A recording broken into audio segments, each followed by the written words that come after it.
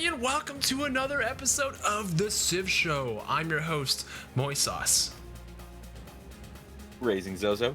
And this is kind of weird, but we have What's going on? Guests. What happened in the Nystagmus? Yeah, we have two guests on today. We'll tell you why in a little bit. So let's start with you, Van Bradley.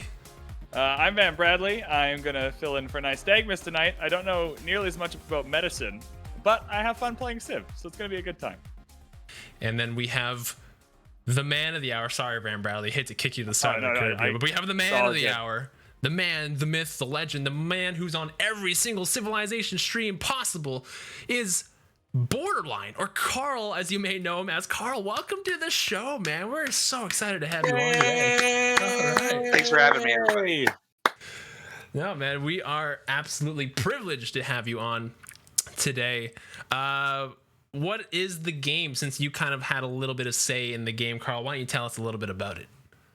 Sure. So tonight we're going to be playing what we've dubbed Chaos Mode. That's every single game mode turned on all at the same time, including the most recent game mode, Zombie Defense, which I think is new to a lot of you guys. So it should be an entertaining game to play through tonight. Things are going to be absolutely crazy. Random texts and civs, or civics, random, or the dramatic ages turned on, apocalypse mode, all of that, all at the same time. I'm so excited. So let's get into the game. I don't know who's playing who. I can reveal. I don't mind revealing. I am Babylon. I am Portugal of the Portuguese. Portugal of the Portuguese. Van Bradley, who are you? Kublai Khan of China. I'm excited. I'm ready to go. Oh. That is a great one for playing in zombie defense mode because of the alteration to the Great Wall, acting as a barricade innately. So it's a huge perk for China in this game mode, and it'll be a lot of fun to show off. I will try and show it off. Just build Great Walls, and that's all you have to do. I am playing as Gaul, because Gaul getting basically double defensive districts between their oppidum and the encampment is very strong for defending against zombies. And I think a large portion of the Civ community knows that I'm a big fan of industrial zones, so I enjoy having the unique industrial zone there. Despite Do you have TGM. stone circles? Are you gonna grab stone circles? circles? I have no quarry resources in sight in this that would have start. been perfect. It would have been pretty funny. All right, I'm at a huge disadvantage because I have not memorized the tech things. Tree? I don't think anyone has. Like the Eurekas, and I'm like, oh crap! Oh yeah. You're gonna want to know those. You had to do your reading for this one. For Babylon, yeah. All right, so let's get started. I have not settled yet because I'm a moron. Question for Carl: what is your favorite Magic card in EDH? Do you have one? That's a great question.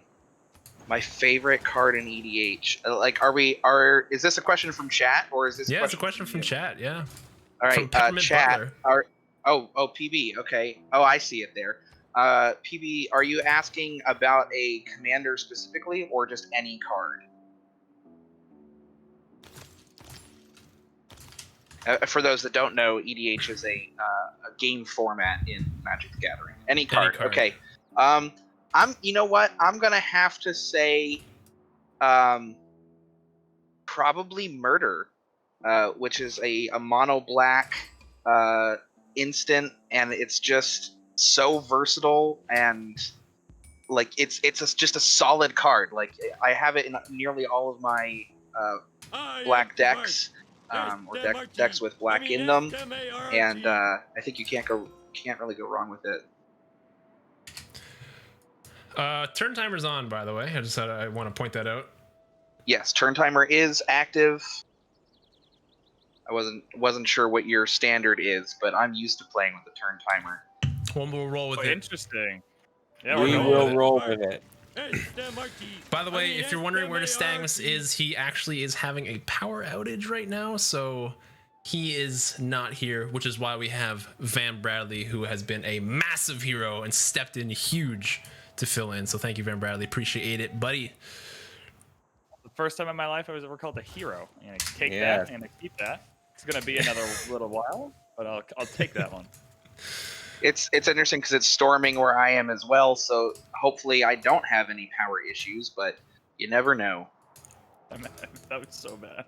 Oh man. We are playing on a continents map tonight, and that is for Portugal. Since we do have Portugal in the game, we wanted to have a map with at least some water in it. We appreciate it. Yeah, of course. I think ideally for zombies, it's better to be on something like Pangea, because then you're more likely to encounter zombies more often. You're interacting with zombies from every player, not just the ones on your landmass. But it definitely hurts Portugal a little bit to be on the Pangea map. Okay, I got zombies on my doorstep already. Can the zombies spawn anywhere, like just poof out of nothing into existence? Zombies spawn with... I love these kinds of questions. This is the kind of question that I wanted to be getting tonight. So zombies spawn from Barbarian camps, initially. When a Barbarian camp forms, you get a set number of zombies along with it. And they are not technically a part of that camp. So if that camp goes out and forms a raiding party or a siege party, the barbarian units, or excuse me, the zombie units are not an active part of that group. They have their own agenda and own mechanics, but they do spawn with that camp. And that's where you'll get that first wave. And then after that, any single unit that dies has the possibility of creating a zombie later. Doesn't matter how the unit dies. It doesn't matter what kind of unit it is. As long as it has combat strength, any unit that dies through any method has the chance of raising a zombie on that tile on a future turn. Yes, I've discovered. I'm like, what the? There's no camp there, but a zombie just appeared. Yeah. Luckily, I was able to deal with it over and over again, because it's not isolated. It's like every other turn. It felt like, oh, Eddie's back. I missed this on the dev stream. Is there a limit on how strong the zombies can get? We did not mention it on the dev stream, and I don't actually remember the answer to that. I guess we're gonna find out. I don't think that there is. But it's not a 1-to-1 scaling ratio. So zombies get stronger. Zombies scale through a mechanic called mutation strength that increases the more zombies have died. But it's not like 1 strength equals 1 zombie death. So you have to be killing a lot of zombies in the game for them to get like infinitely strong, I think. But it I don't recall if there's an actual cap on it. Have you played both Barbarian clans and zombies in your test runs, Carl? Of course. We have to test all game modes together, all combinations of game modes. So that's a lot of combinations. We have to make sure that they're all functional together at the same time. How bad can it get? I'm a little worried. I'm not going to lie to you. Well, I mean, I've had to restart plenty. You technically cannot lose the game as a result of zombies because they cannot capture your capital. But they can keep your capital very weak and at 1 population and at no health, so that you can't ever build a settler. But I have restarted the game plenty of times because of zombies. Wow. I've also had plenty of games where you deal with the zombies early and decisively, and then they're not much of a threat from then on, because if there's no zombies around to kill, their mutation strength doesn't increase, but your unit strength does increase. And so if a zombie pops up occasionally, you have no trouble putting it down, and they are sometimes not as much of a threat. So it's a scale that swings one way to the other sometimes. I'm not looking forward to like later in the game. This is my first zombies experience, so I'm gonna be It's absorbing. okay. I'm either gonna ruin or get ruined. whatever questions you got, I'm here for it. That's true. Hey, we have a developer in the game here, Van Bradley. You can ask him anything. He'll probably know the answer. Oh, I would hope so. Because if Carl doesn't, If Carl doesn't know the answer, I will ensure that I ask any and all questions as I have them. I am worried though. I am worried that I'm gonna get run by zombies, but that's okay. Oh, I dispersed a barbarian clan hoping to get vampires. There was no vampires. No. Shoot. Yeah, I'm up in the air about what secret society I want. Like, you know, you think the default would be owls, but like I played a game with Portugal where I was the vampires, and I thought it worked out very well. Yeah, because you know, you're kind of dissuaded from the inland stuff, right? I used my vampire to be like, you know, I had basically little cities in the inland, and it worked out pretty good. Having the extra vampire early on as well, really helpful when there's zombies all over the place. The vampire castles pretty good at eating zombies. So valuable. Every time I go anything but vampires, I desperately miss the vampire castle. Even in a game where you don't need them, getting that much production and food in your capital is always helpful. You can't go wrong with either owls or vampires. Sanguine Pact. They're useful for different reasons, obviously, but both of them just are so strong. Whereas the others, you have to have specific circumstances to make them equally good. Just the policy card, you know, that's a big deal. Yeah. For owls, even if you don't get to use its envoy ability. Is there a reason why Hermetic War is always at the bottom of the list or borderline? Are you playing favorites here over in the development side of things? Okay. Okay, yeah. I don't think that Hermetic Order deserves to be quite as low as I think the community often puts them. I love Hermetic Order. I love Hermetic Order.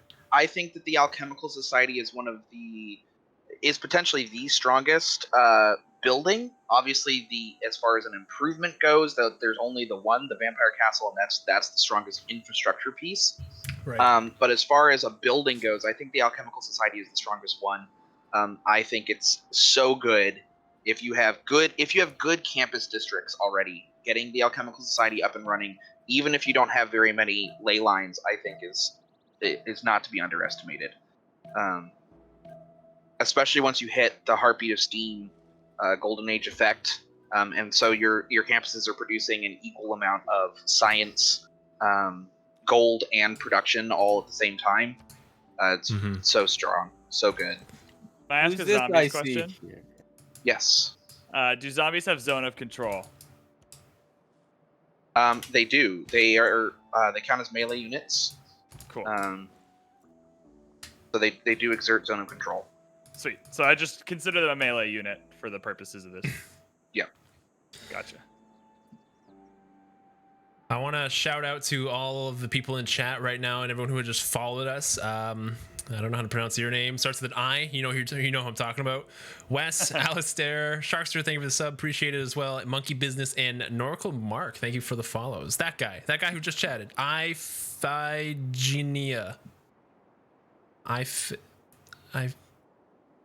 That guy. Whatever. We'll get there. One day. One day. I'm actually okay with the turn timer right now. It's quickening things along, you know? It's okay. It is stressing me out. I keep hearing the little ding, and I'm like, no, I'm not finished yet. Relax. Why you have to be mad? It's just the game, Van Bradley. Van Bradley. Did you get your E yet? He has not got his E yet. You'll find out all about the E. Don't you worry. There's a whole thing that I don't know about, apparently. There's a whole thing. Don't you worry. I'm saving. Right. You can only have so much excitement, Moy. You can only have so much excitement in a given period, right? We just today we met Jeff Noor today, and now we got the Carl. Like, come on, like it's too much fun. It's too much fun. Let's slow it down more. Let's slow it down. Spoiler, by the way. I didn't say anything beyond that. People might not know anything. Okay, yeah, I guess not. Yeah. So I If saw there was a to be a question. spoiler, I'm okay with it being when we have. We'll talk about it later. We'll talk about it later. What's up, Carl? I saw a question in chat go by. What are our thoughts on BBG and the changes that it makes? We That's love a our good modding community. We love everything that they do. We love the enthusiasm for the game and getting people getting their hands dirty and making the kinds of mods and changes that they want to see. We balance the game the way that we do for a particular reason. A large part of that is that we're trying to balance for everybody, right? We're trying to balance for the brand new player who's picking Civ up for the very first time. We're trying to balance Civ for younger players as well as players who've been playing since Civ 1. We're trying to balance for single player and to an extent multiplayer all at the same time. And you know, the deity community, the sub 200 deity community, there's a lot there, and so we try to do what we can to make those groups happy, but obviously we can't make everybody happy all at the same time, and that's why modding exists. It's there for people to make those kinds of changes on their own. We encourage it. We want people to do it. That's why we support it. So if people want to make those kinds of changes, by all means go ahead and do that, and if that's what you want to have in your game, that's great. But we do try to take in a large number of factors that do have an impact, and so we don't 100% agree with every single change that a rebalance makes necessarily, but oftentimes there's some fantastic ideas in there, and we love to see that kind of creativity from the modders. That was a very good answer. Did you rehearse that? Thank you. No, that was off the top of my head. It's a very, very good answer. Whoever asked that, I hope that answers your question. From MC Focal, why do zombies sometimes just stand still? I had a defenseless builder trying to draw one in to die on the same spot, and then the zombie died on for 3 turns, but the zombie never took it. Okay, so a zombie never took a builder. Is there a reason? It's a bug. As far as I'm aware, zombies should be going after builders and are not at the time being, but I do believe that is a bug and not intending to be to work that way. If you have a military unit nearby, they should 100% be attacking that military unit or a city. But if it's a builder, they will currently ignore it. Oh, what has been your favorite content personally that you enjoy the most out of the New Frontier Pass?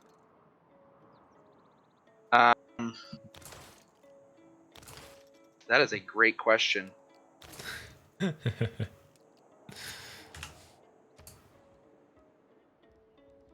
Gotta think about that one. Yeah, I don't know.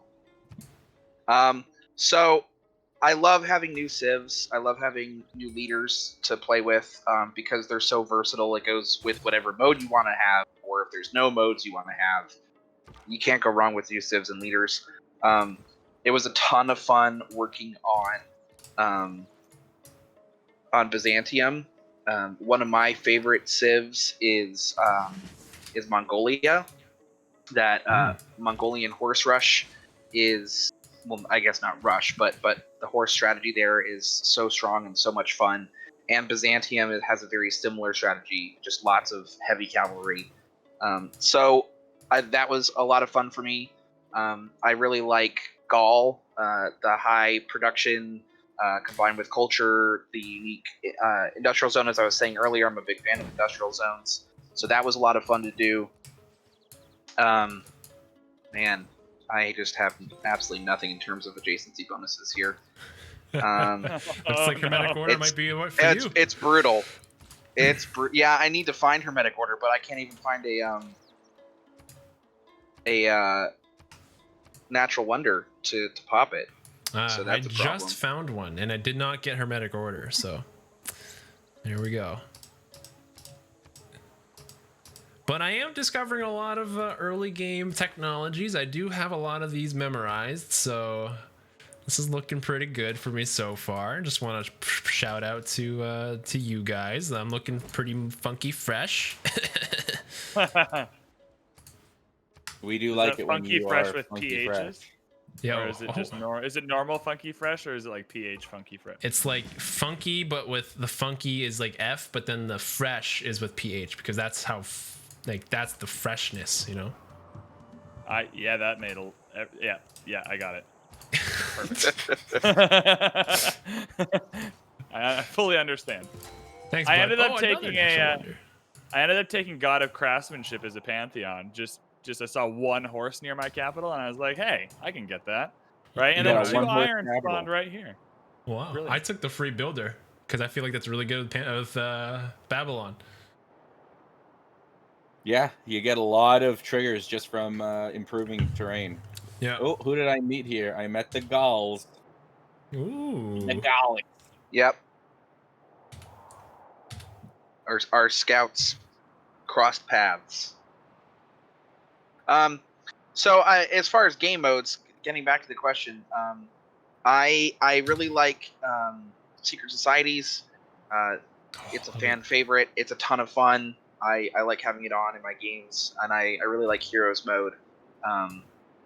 That one speaks to me on a personal level, I think, and so I like playing with that one too.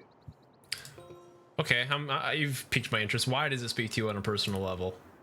I love that kind of mythology. I am in undergrad. I studied classical culture, Greco-Roman culture, so I'm very familiar with Mediterranean hero myths, particularly Mediterranean hero myths. But obviously there was some element of world culture studies in there as well.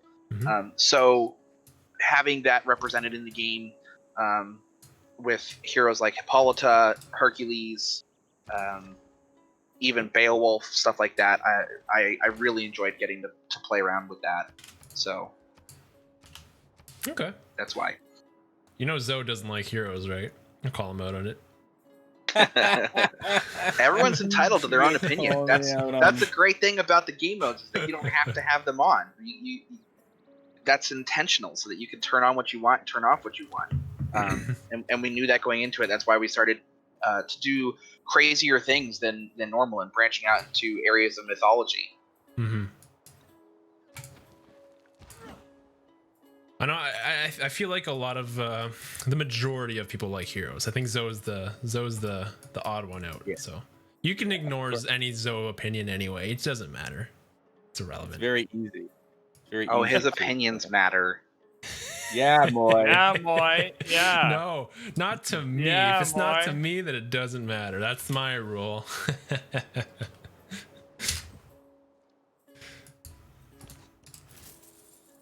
I'm just kidding. Am I? Are you? I don't know. I think you and Zoe tracking you guys through the different Civ shows. It's like a story arc that just keeps going. It transcends the show itself, right? Mm-hmm. Like you just track it. Doesn't matter what you're playing, who's on, right? How are Moy and Zoe interacting in this game is a very fun character arc to track. Are they meant to be friends? How are they really going to be friends? Let's find out. Are they on the same team? Oh boy, this will be great. But our new team, the Eleanor and Byzantium team, that one's looking flawless right now. I don't know about you, Zoe. I'm looking. None of them are here. We can talk crap about them. None of them are here. I just firmly stand against any team that Eleanor's on. I can't bring myself to endorse that team, unfortunately. Shark. Well, we'll have to rant see. at him. I saw a question in. Go ahead. Sorry. I saw a question in chat. Do the devs have their go-to civs, or does the job require us to know all of them to some degree? Both is true. We have and are allowed to have favorites. Mine, I think, is probably Germany. Again, there's that industrial zone bias. Mm-hmm. But we all also have to know pretty much everything and the ins and outs of each of the civs so that we can test them properly and balance them appropriately. So it is both at the same time. Take for you guys, if it's an answerable question, like from concept, like you want to put something in the game to delivering it in a patch, how long does that kind of process take, or even just the testing bit of it? How much work is that? That is a good question. Oh, hold on. I need to see what I've discovered here. Okay. It might Hold be going on. out. Game first, fan Bradley. Hold on. Yeah, I mean, there's a turn timer active, and in hindsight, that may not have been the best decision. It's okay. Zoe's about to take one of my cities, I think. Already. Things aren't looking. Well, we good got for heroes on it. Might as well use them. Yeah, he's got no. that. He came out of the fog of war with vampire and a bunch of questing knights. Oh, and he's got Arthur. Oh, I have a story or two about Arthur. Oh man, Zoe, what will it hero. take for you to not kill this city? I would suggest building a city to the north of We Love Carl. Build it on the coast so that I might have incentive to trade with it, and then I'll Will take you the spare Xi'an if I immediately build a settler and do that? Well, build a settler and start. Like, I won't take your settler, so settle on the coast. But then as tribute, I'm going to take We Love Carl because it is in fact the Portuguese that love Carl, not you. Kublai Khan. Wait, so your trade. I want to get this straight. So you're gonna take my non-capital city now, or Yeah. I can do a whole bunch of work for you to take my capital city instead. Well, I want you to quickly build a settler, and I'm currently building one, but you keep attacking the city. I'm trying to negotiate. Oh, how long do you have? Can you burn down 5 turns and We Love Carl, and it goes straight to the coast. So in 5 turns and We Love Carl will it's going to take me a little time to get to We Love Carl. So because I'm going to take out Zian, so that's going to take. No, I want you to not do that. That's what I'm trying to negotiate. Oh no, I'm trying to negotiate. I don't think you understand the nature of this deal. It's like a ticking deal. So you have until I get to your capital to make sure that you have another city. Oh my God! Look how quickly you're melting. You're just questing a putty, questing knights, like a goo, like a goo. Just relentless. That was rude. Yo, Zoe's savage today. Oh my God. I don't know. I might have to raise it because you guys know my policy. 2, I'll take the city over twice, and if they don't get it, if they don't start towing the line, I raise the city. That is my policy. It's a fair policy, you know. So let me get back to the question from Van Sorry, Bradley. go ahead. No, you're fine. I had time to process what I needed to do in game, so it gave me a good opportunity to think. The question was, if I recall, what is the process for concept to content in game? Was that it? Yeah, that's mostly it. Just generally, yeah. So it's that's a difficult question to answer, actually. There is a development cycle that we go through, and it starts the concept stage, then implementing things into the game, and then it goes through a testing cycle where we do debugging. So it does take some time to go from a concept stage to having content in the game. And similarly, there's a turnaround time from getting report from the public and getting like bug reports and things like that, and getting those implemented into the game. We have to make sure that everything is thoroughly tested, make sure that everything is working the way that it's supposed to. So there is a process to that, and I think that my portion of the job in the testing part of it comes in the mid to end point of that process, as far as the actual development of, say, a civilization, and it's a lot of fun seeing it go from on paper to what ends up being in the game. Basically, it coming to life and evolving over time because we go through multiple iterations of balance passes. Cool. I don't know anything about game development, so it's just really cool insight as to how something goes from, like, someone on the dev team goes like, hey, we want to put this in the game. How does it end up actually getting there for us to get our hands on? Yeah. All right. So I'm meeting your conditions. It's one turn. Well, I'm aware. If you keep killing the city, I'm building the settler, and I can't build the settler. You have a third city, so what I'm going to do, because I don't want to lose Oh my God. is if it flips under Zozo commonality of Zozo law, I must retake it and raise it to the ground, and I'd rather not do that because you only get the one chance. So if I take We Love Carl, it should stop the flipping, and then I can let the city live, and that's what I really, because I'm a humanitarian at heart, and I really want to let that city live. So you see where I'm coming from, right? I get you. I get it. Well, it's still flipping. Oh, I really hope it doesn't flip. If it flips, I can't be held responsible. I think you're keeping it. I don't think there's much I can do. I think after next turn it'll go. This is I don't even have there's nothing I can do. You can just walk all over me. Well, you're gonna be my vassal.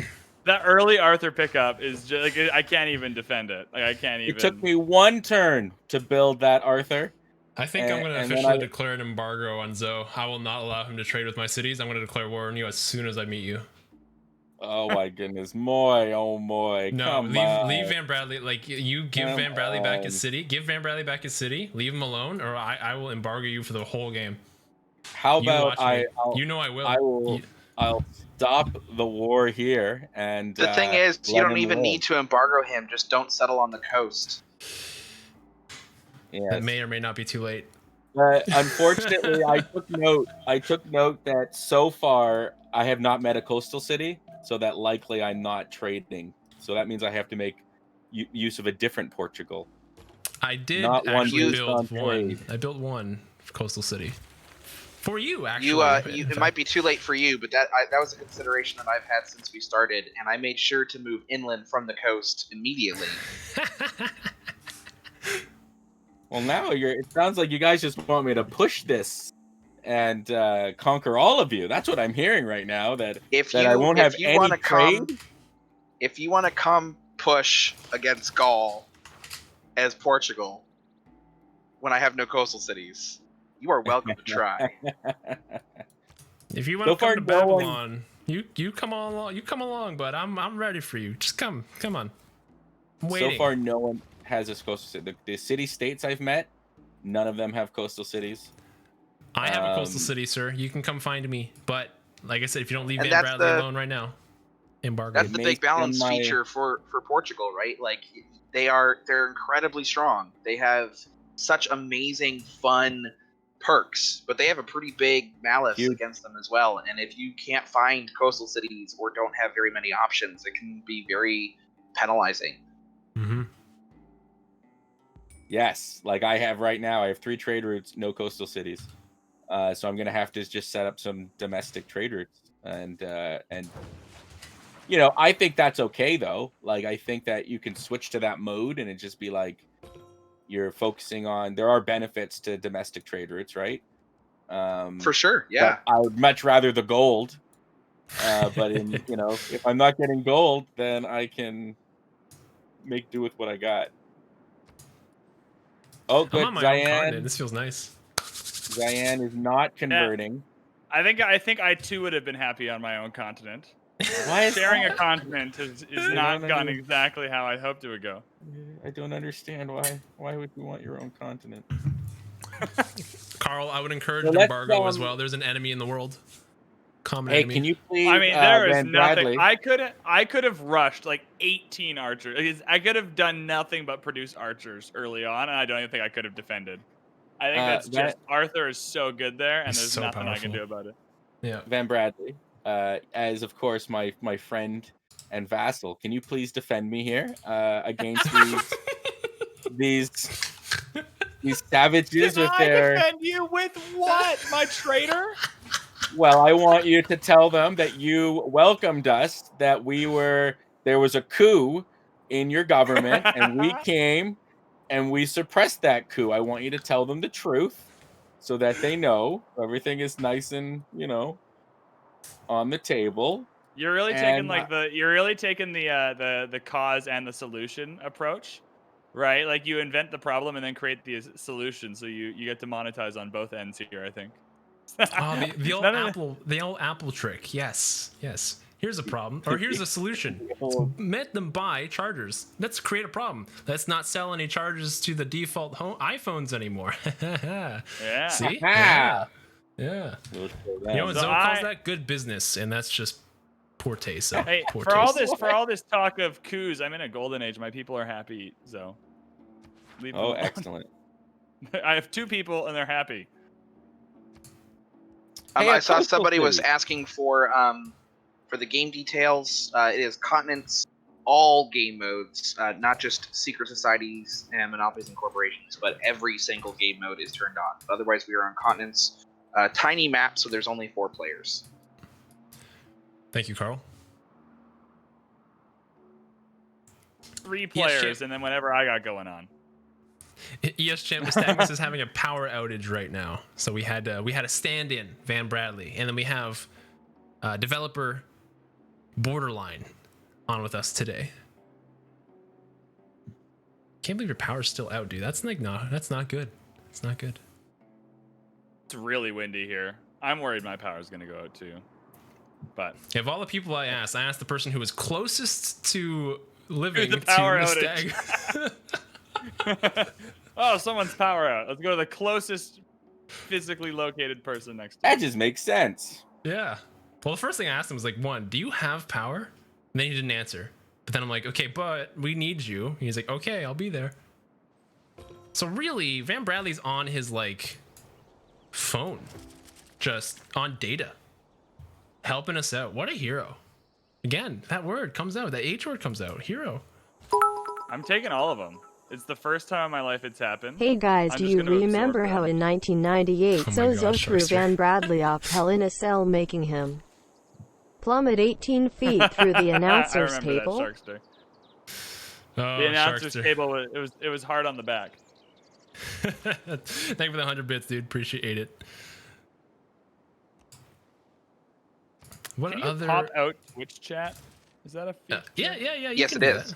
Yeah. Ooh, man, I'm learning. So Yeah, much I have the chat up and the video off so that I'm not screen cheating. Oh, what should I build? Oh yeah, dramatic ages. Oh yes, I forgot. Hey, oh Van my Bradley, God, you have hope. There's a 0% chance I keep this city during a. If I hit a dark age here, can I lose? I think you can lose your only city. Can you? That's where I'll. Can I that's what? where I'll lose out. Can you lose your only city in a dark age on dramatic ages? I want to say yes. Oh, you're screwed. Never mind. Yeah, I saw that coming. Yeah, Oh man, that is so strong. What an attack Yes, right out of the gate. King Arthur is devastatingly insane. Next update. King Arthur nerfed to only create 3 people. No. I mean, Arthur's great because the questing knights, if I remember correctly, it's been a while, they disappear after you use them. And so you end up kind of sacrificing your units. And so it's an interesting little bit of do you want your most powerful units to be the ones you make questing knights because then they're gone afterwards? So it's really hard to figure out exactly how you want to approach it. For Zoe though, just C city, kill city 10 turns into the game is good to have Arthur. C city, kill city. Are all 3 of you on the same continent? Yes. Wow, I'm alone. Feels Nystagmus, man. Yeah. Living the life. See, I have no good hero options for this particular situation. I've discovered Himiko and Sun Wukong, neither of which is a combat hero. My terrain is not good for the early game. It's acceptable for later on, but not right out of the gate. and I'm not too happy with the course of events here. Well, Zoe's on a Do you mission have your right capital now. All I city, know though? is that I'll have no comeuppance. You hear me? No comeuppance. All right. How As do I long get as to you have your cartography? capital, Carl, you're doing okay. I have my capital, but what's particularly awful about this situation is that I asked for this. I literally told him, "Come at me," and he came at me. Oh. I did as I was ordered. I only did what I was told. Leave I me didn't- alone. I didn't think he would get here until at least a little bit later, so that was a miscalculation. These questing nights are pretty fast. I've already lost one though to its time expiring. I'm just looking how long does this one have? Okay, I it's got long thoroughly enough. deserve this after my nukeathon last time I was on. Oh my god, you have no idea, Yeah. man, Bradley. You have no idea how much you deserve this. I deserve it for sure. It's tough going for me. I don't think I'm winning this one, but I do not forget and I do not forgive. I wouldn't either. If I was in your seat, I'd be doing the exact same thing. Let's keep in mind you're playing Apocalypse mode and you can recruit soothsayers. Want to throw That's that out true. there. But no one's playing Russia at least, so it's okay.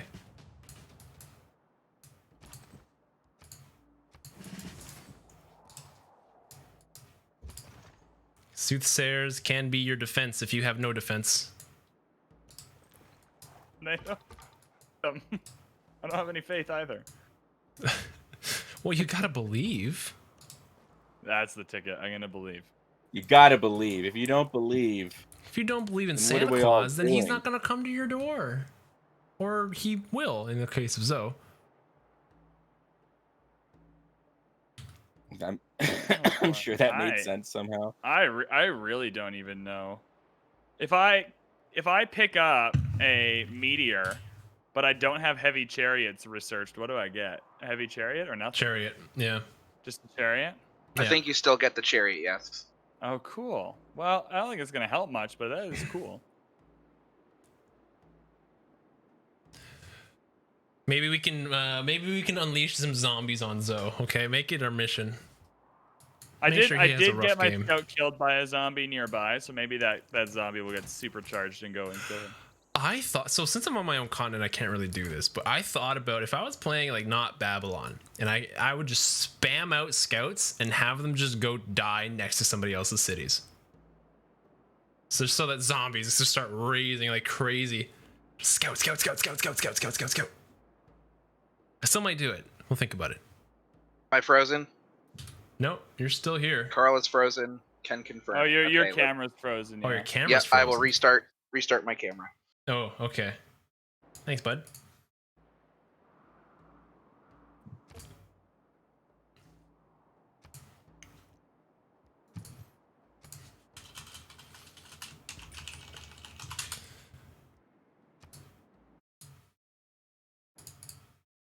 Arthur finds though. That's a good find. Thank you. I'm trying to think of ways I can even possibly get back in this one. It's a tough climb.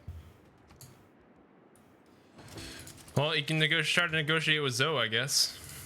I tried that. He just I killed everything. I want you to build to the south of Rapa Nui. I want you to build a coastal city as tribute to the Zozoan Empire. And You want it from earlier. there, You wanted me to build a northern coastal city. And yeah, I but was now I doing realize it. that that's closer to me. This will benefit me more. And as you know, that's you want that. You want getting, Zoe to benefit. I am getting Darth Vader vibes. I have altered the terms of the deal. Pray I do not alter Pray I them do not further. alter them further.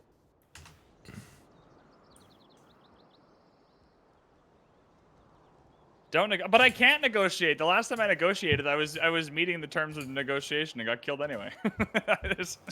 Doesn't matter. That's Zoe negotiating with you. Yeah, that's why I never do I it. felt like I felt like I had clear instructions: build settler, settle coastal city, and I was one turn away from building the settler. We were still negotiating. We were still figuring out what exactly we were looking for. That's the thing with Zoe, is that like in the middle of negotiating, he'll still kill you while he's negotiating. While the negotiations are going on, until the negotiations have concluded. I think that my trader's gonna get plundered, which is fantastic. Fantastic. Well, woo! Fantastic. Remember that infomercial? Fantastic.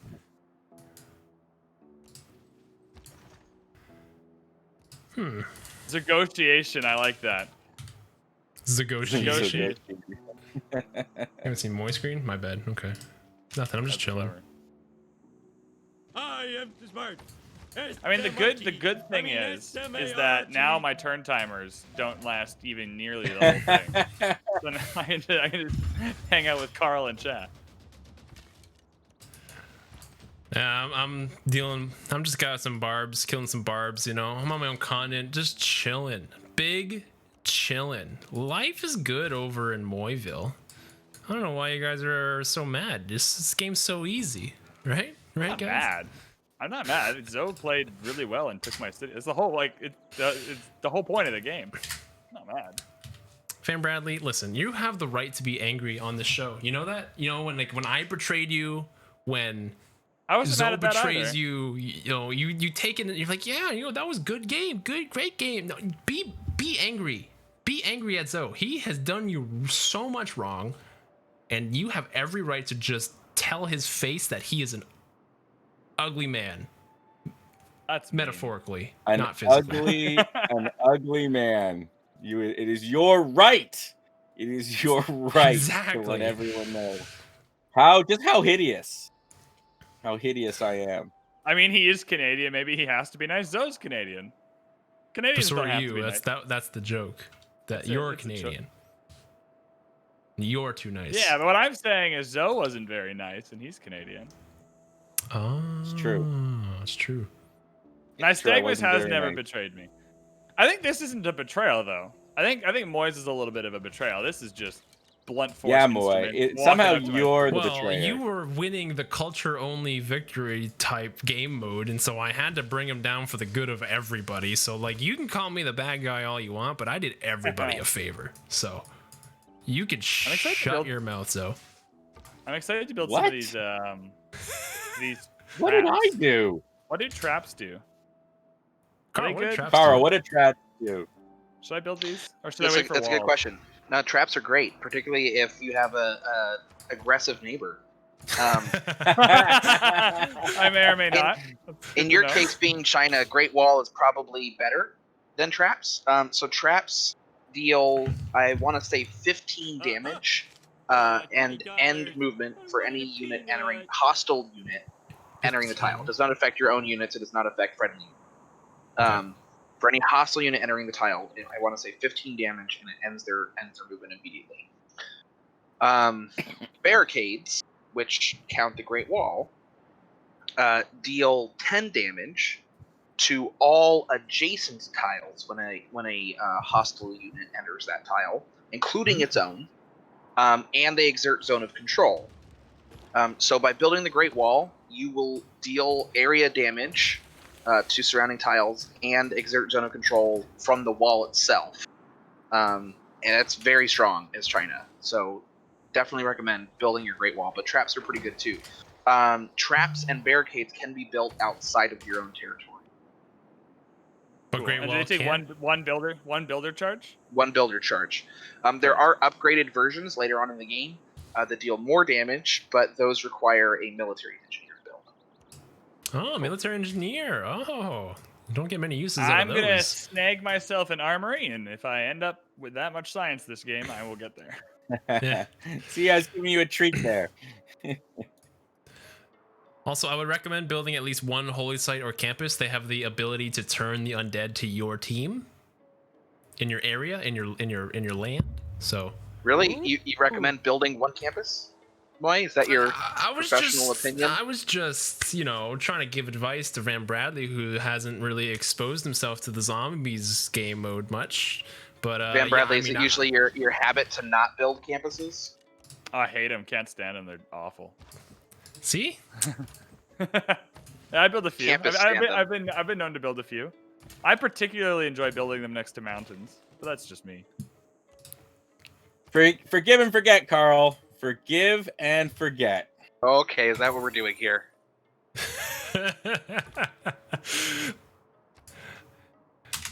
Don't worry. Zoe is public enemy number 1 for me. And I do admire Zoe's confidence in like just going after both like the guest people. Like just immediately. Hey guys, welcome to the show. Hope we'll have you on welcome again. to the Civ Show. I shall take all of your cities. I think every time Van Bradley's been on, he's had a hard time. Except when we were on a team. Then we steamrolled. And that was good. I gave you all the room you needed. I had fun. But I'm always positive. I'm always having a good time, despite your objections. Zoe's making a statement tonight. Power move. Yeah, I'm with it, man. I'm vibing with it. It was smart. I love how, I guess it's probably because of all the recent death. There's like zombies everywhere south of Carl. They're all over the place. And now I'm pulling back. If you could keep those away from my city. Yeah, nice. Another camp spawned, so God. there's even more zombies as a result. Well, he's accepted my terms of peace. He is as wise as all of the storybooks say. Wait, did you give me that opportunity? No, not yet. What? Sorry, you get a penalty for every nuke that fell on me and Nystagmus. Yeah, there's. Yeah, you didn't know about the nuke penalty? Oh, somebody should have told you about that. Yeah, I did not. You know what? Before I did the nuking, I was not aware of the nuke penalty. That would have been good intel to have. Dude, that radiation lasts for years, man. It doesn't go away. Can I convince you not to plunder that trade route? You probably could. Are you shooting me? That is not what a good vassal does. Oh my God. A good vassal says, "Sir," and then they ask a question, okay? They say, "Sir, can I please?" And then I will think about it and see how gracious I'm feeling. But I don't feel very gracious when you shoot at me. Now, I will gladly accept some kind of tribute. How about 10 gold? Is that fair? 10 gold a turn? How about when we make peace, I'll just cede you my cities. No, I don't even have 10 gold per turn. You took all my stuff. I have no stuff. You took it. You came into my house and took all the stuff, and then you want to give me to give you stuff. I don't have stuff. There's no banks. I can't take out a loan. I have no things to give you. You just robbed my place and you want to take more? What? I'm gonna shoot you again. Oh please. my goodness. I am very displeased. Very displeased. This is going terribly for you. There is going to need to be some kind of punishment, I think. Van Bradley. It's the only thing that you'll respect is some kind of punishment. So I'm working on what is your favorite victory type? You're sitting down, you're gonna play some Civ. What are you picking? What are you going for? If I am playing for enjoyment, I would say probably science victory. Good choice. Cool. Good choice. Do you have a specific strategy you like? Do you do the Royal Society kind of builder sacrificing? Oh yeah. Good stuff. Industrial zones. Zio thinking it is Civ 4 with that's vassals. true. It is the natural ally. That's probably like if I wanted to play like my favorite approach, it would probably be Germany, science victory. So. A natural ally to industrial zones for sure. All right, Zoe, I'm gonna settle a coastal city. If we could not be mean to me. Yes, I will. I have told you that I will. If you settle a coastal city, it has to be one I can trade with. So if you do it south of Rapa Nui, that will be. I now have a mutual reason. There's a mutual reason for your prolonged existence, and I will make sure that. So I have loyalty problems down south of Rapa Nui. Can I do like east of Chengdu? You'll be able to reach it. Portugal's range is huge. So what, like just eat like down by the incense. Oh, okay. Oh, I see. So like you mean to the east of the coast of Harmony? South of Zion? You think you can build So there? east of my city. Okay, do you have vision near the east I don't, coast? I haven't seen much beyond your territory. Oh, you you'll keep be able to shooting at reach me, it so once I you can't see anything. It. I am going to go scout. This scout is an unarmed scout. He is not going to attack you. Okay. So I'm gonna go look at this area that you're speaking of. Well, it's my only option to settle, and you'll be able to reach it. So I'm hoping that's fine. Well, I'm hoping you are able to listen to a simple instruction and to not shoot at my scout. And if you are able to do this, then there's a prolonged arrangement we can have here. I am not taking the scout. You can go. You can pass. I've been asked in chat how often am I able to play Civ for enjoyment. So I enjoy every game of Civ I play. I get to doesn't feel like work when you get to do something you truly love, and I get to effectively play Civ, which feels pretty awesome. There's a lot more to it than that. Don't get me wrong. There's a lot more to it, but that's kind of what it feels like. But I don't play Civ a lot outside of work because I spend a lot of time playing Civ at work. That might hopefully with New Frontier Pass out, that might change a little bit. I might try to focus a little bit more on playing with friends outside of work. But recently, at least, I have not played a lot of Civ outside of work hours. It's gotta be tough. It's like with the amount of effort you put into. Zo, quit hitting yourself. Quit hitting yourself. Quit hitting yourself. How do I put this? With the amount of time you communicate with the community, like you're always in everybody's streams, just monitoring what's going on. It just seems like you're always working. You're always consuming Civilization content. Like you're always being surrounded by it. So I imagine like on your downtime, when you have literally any choice to do whatever in the world you want to do, I'm sure your first choice isn't, let's go play some Civ. Maybe it is. Maybe it is, but I do love Civ. I know. So I know. I'm not opposed to that, but yeah, I mean, I'm a gamer in general as well, and I love playing a variety of games. So I do try to spread my time out and focus on other things. I'm also a hobby board gamer. Nice. So I do play a lot of strategy board games, as well as tabletop games. So. What kind of games do you play? Favorite other games? What kind of video games do I? I'll go Zozo and then Van Bradley. What kind of video games do I like, or board games do I like? I think tabletop. I think he's tabletop. Tabletop was what I was asking. Yeah. Oh, I'm sorry. I play D&D a fair amount. Nice. I'm also a fan of Cyberpunk. Nice. So I've played Cyberpunk 2077, the tabletop. I mean, I've played the video game as well, but I am referring to the tabletop game. And then Shadowrun. So I enjoy games like that a lot. But I've done a lot of different fantasy tabletop genres. 13th Age and Savage Worlds and things like that too. Nice. So I branch out a lot. And then, Van Bradley, what was your question? Just what other games you enjoy other than Civ? I was thinking more PC games, but just okay. Yeah, I'm a big fan of the Assassin's Creed genre, or excuse me, titles, because they're also historical fiction, very similar to Civ in that regard. So I really get a kick out of playing those a lot. And I play.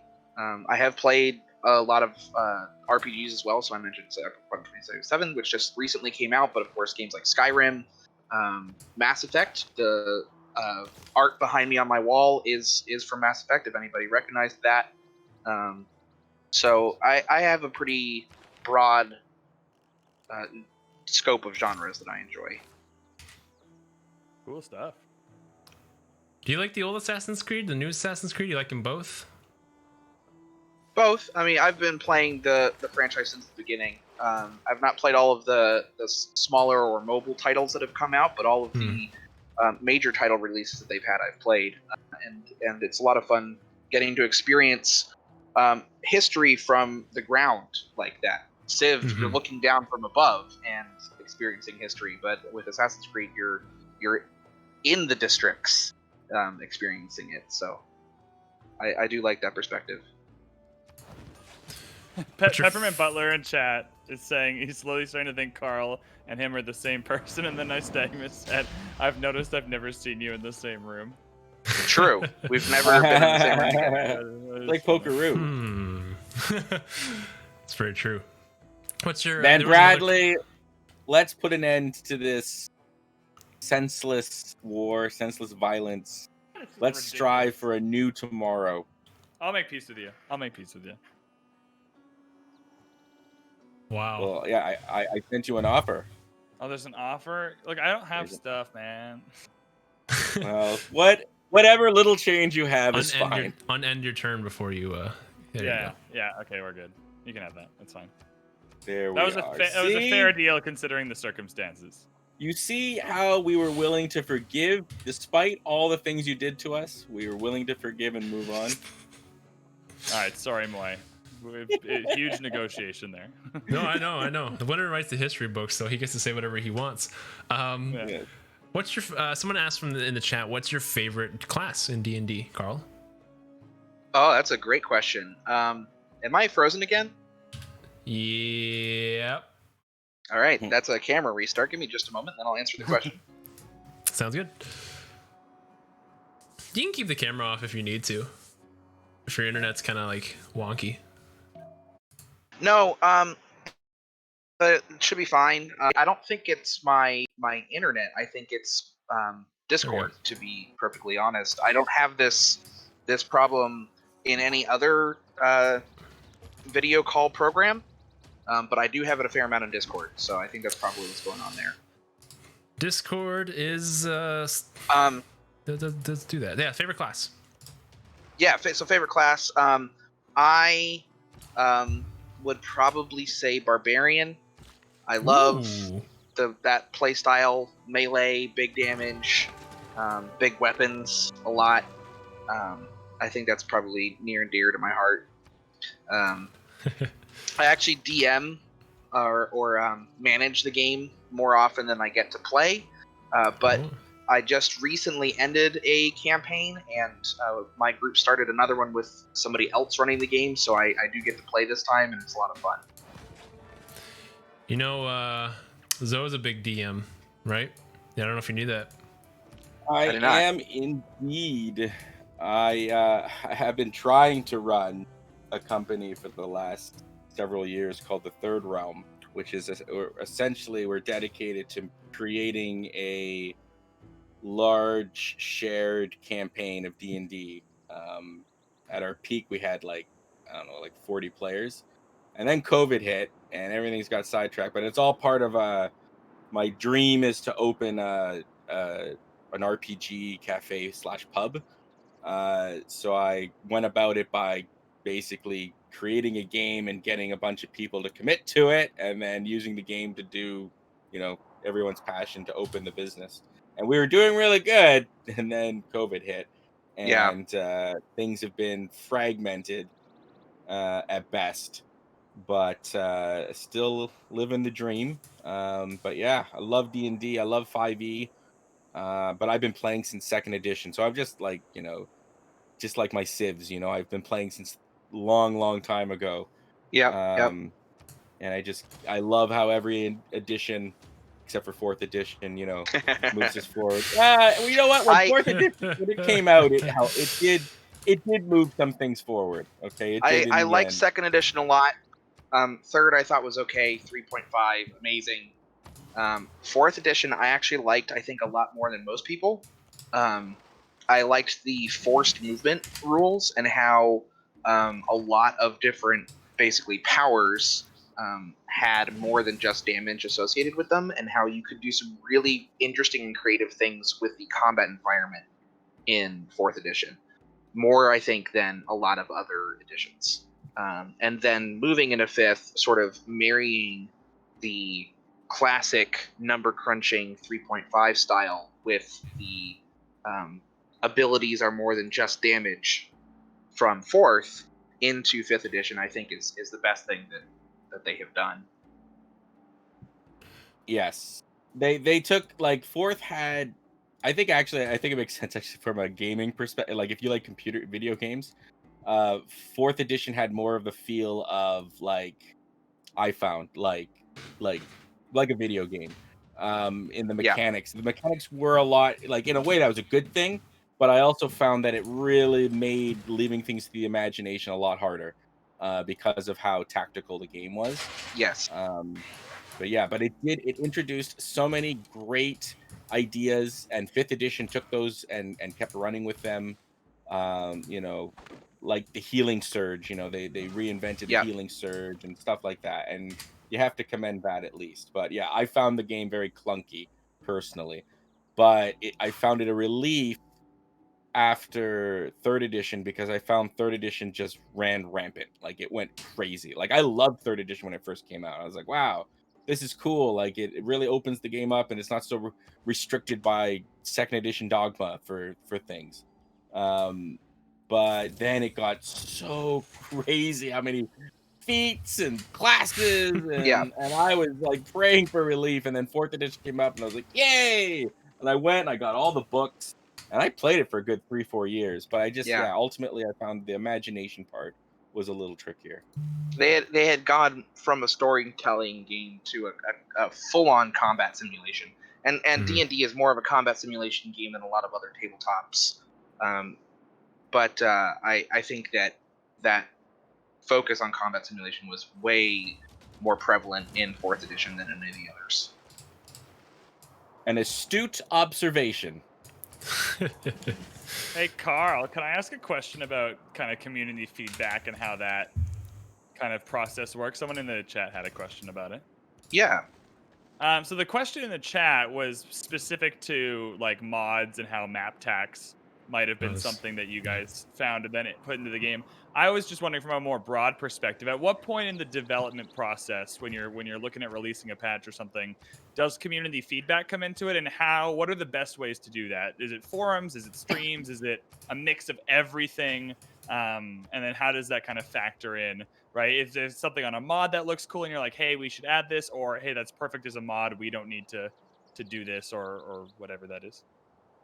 So actually that last part, seeing things perfect as mods is often the approach. So if we see a mod that's really cool, like extended policy cards, for example, that already has a lot going very well for it, and we don't want to take away from that. So it's an excellent example of a mod that is doing very well, doing great things with the game, and we don't think necessarily needs to be iterated on.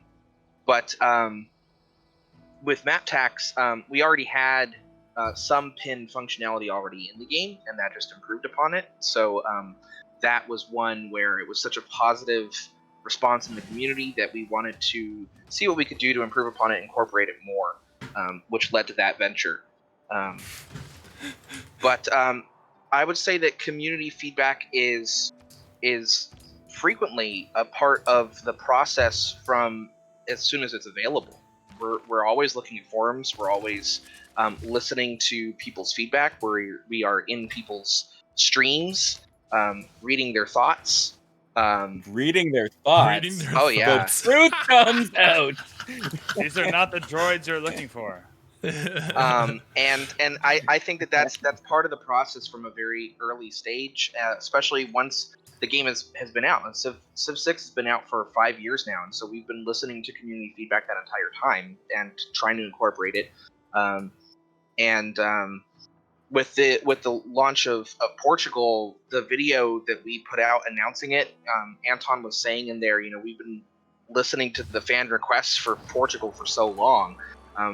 We do. We are in the forums. We're in Reddit and in Civ Fanatics and in Steam, reading everybody's posts and requests and everything, and we're trying to take that in consideration. But like I was saying earlier in the evening, we can't always make everybody happy. So there's a lot of Civ requests, there's a lot of balance requests, all sorts of things like that, and there's only so much that we can incorporate at the end of the day. Did that answer the question, or was there more to it? Absolutely. Thanks for that. It's just cool to know that. Yeah. Yes, Sharks. I can read your thoughts. I just there found were a my couple religion. Feels good. Sorry. Oh, go nice. I was gonna say there were a couple of other questions from chat that I had wanted to address. Have you ever played Terraforming Mars? Yes, I actually played that just this weekend. It's one of my favorite board games, so that was a fun time just this past weekend. And then I see, what do you think about the Civ World Cup event with multiplayer mods? I think it's great.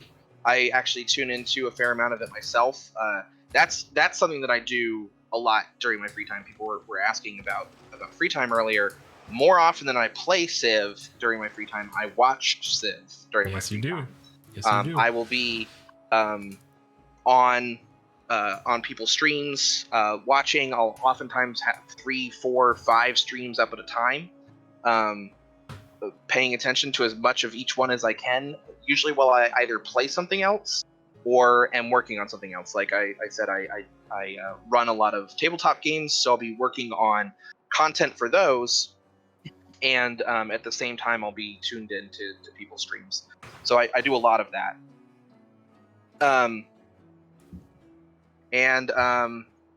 Anyway, so with regards to the Civ World Cup, I've been trying to tune into it. I think it's really great. It's a lot of fun to see. I think, I could be wrong about this, but I think that the Civ Twitter at Civ Game has actually been tweeting about the World Cup event, which is really cool to see as well.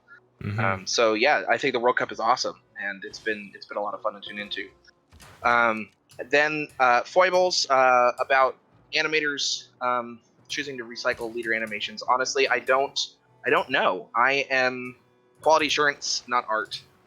So I wish I could have some more insight about the art decisions. I don't know everything that goes into that.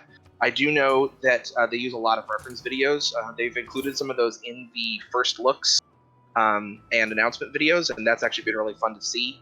But other than that, I don't have any insight. It's a completely different discipline.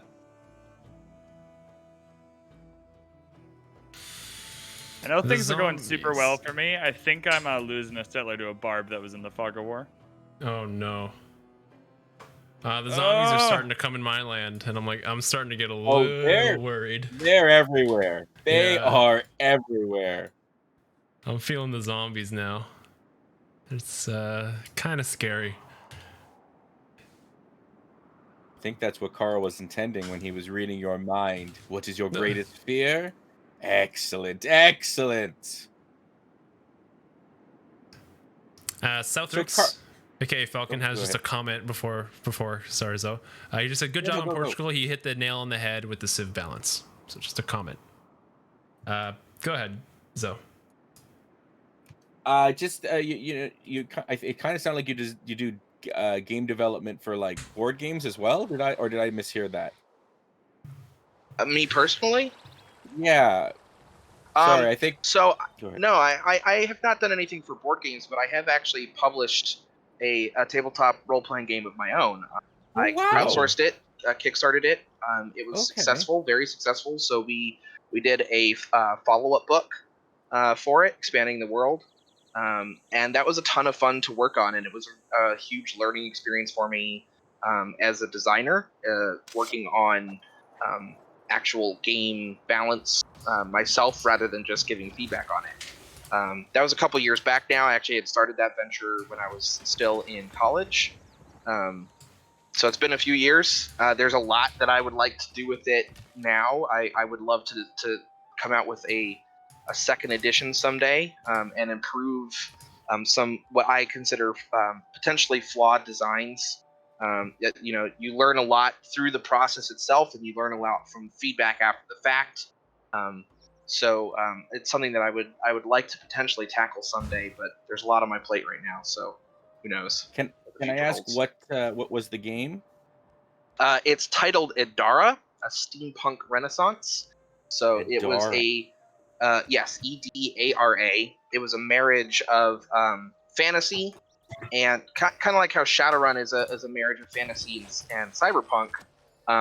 This was a marriage of fantasy and steampunk, and so it was pretty fun. Pardon me. Oh my goodness. I am. Can you spell out how to your game? What does it spell? EARA. EARA. EDARA. EDARA. Wow, I got it right. I think people in chat are also asking. So I'm fascinated by that. Like I've actually, and you said you did launched a successful crowdfunding campaign. How successful was it? We were profitable. I can say that. I don't recall the exact sales numbers off the top of my head, but the game did eventually turn a profit, and that was really awesome. Talk about that is man. All right, I'm not gonna bug you now about it, but I'm very intrigued by that. I've always seen that as a possible path. I've got 5 years of story at my back from over 120 different humans, all in one, and that's part of the direction I've been considering. Well, what if I compile everything into either a story or just a shared campaign system? Because the shared campaign system is not super extensive in D&D. Well, we might be able to provide something a little better, as to going so far as how to set it up and all the garbage you're going to deal with. So that's very fascinating. Yeah, even now I do a lot of homebrew kind of like that. So I mentioned that I'll be starting a new game soon.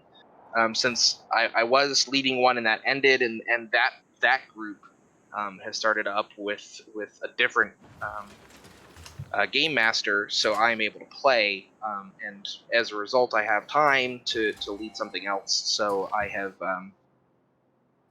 promised to do that, and I'm working on doing a lot of home brewing because just like with modders, not everybody always agrees with the intended balance, and so there's things that I would like to do with the game that I would like to change or mess around with, and it's a lot of fun to be able to do that, and it's a cool thing to do in my free time, so I like to dabble in that.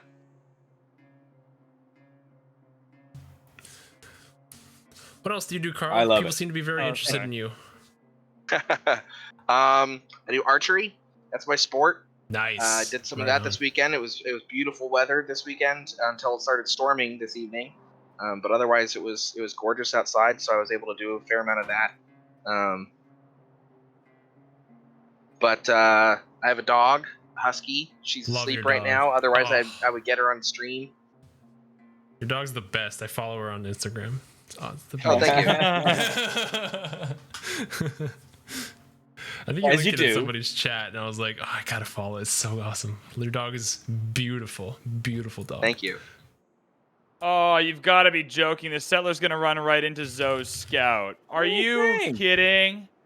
I got a free settler. I want a free settler. Oh, my goodness. There could not be someone more deserving, out of all the people who deserved that scout, and out of all the tiles in any direction it could have run to, it ran adjacent to Zoe's scout.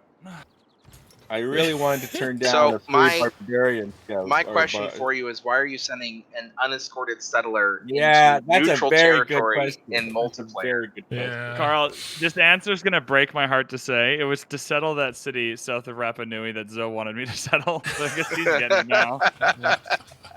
I feel that. I feel the irony. PB, I see that you're saying in chat that you instructed archery at camp. I also used to work a camp job when I was much younger, and I too instructed archery.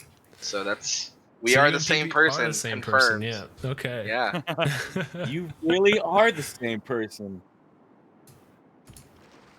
Carl, are there any fun? One of the things I've always wanted to ask you and just never had the chance. Is there any fun, like throughout the development of Civ 6, has there been anything that comes to you for testing that it would just be fun, like that was like so broken or so funny or so overpowered, like an idea that you guys had, and then it got to testing and it was like, oh, we cannot ship this. Is there anything there?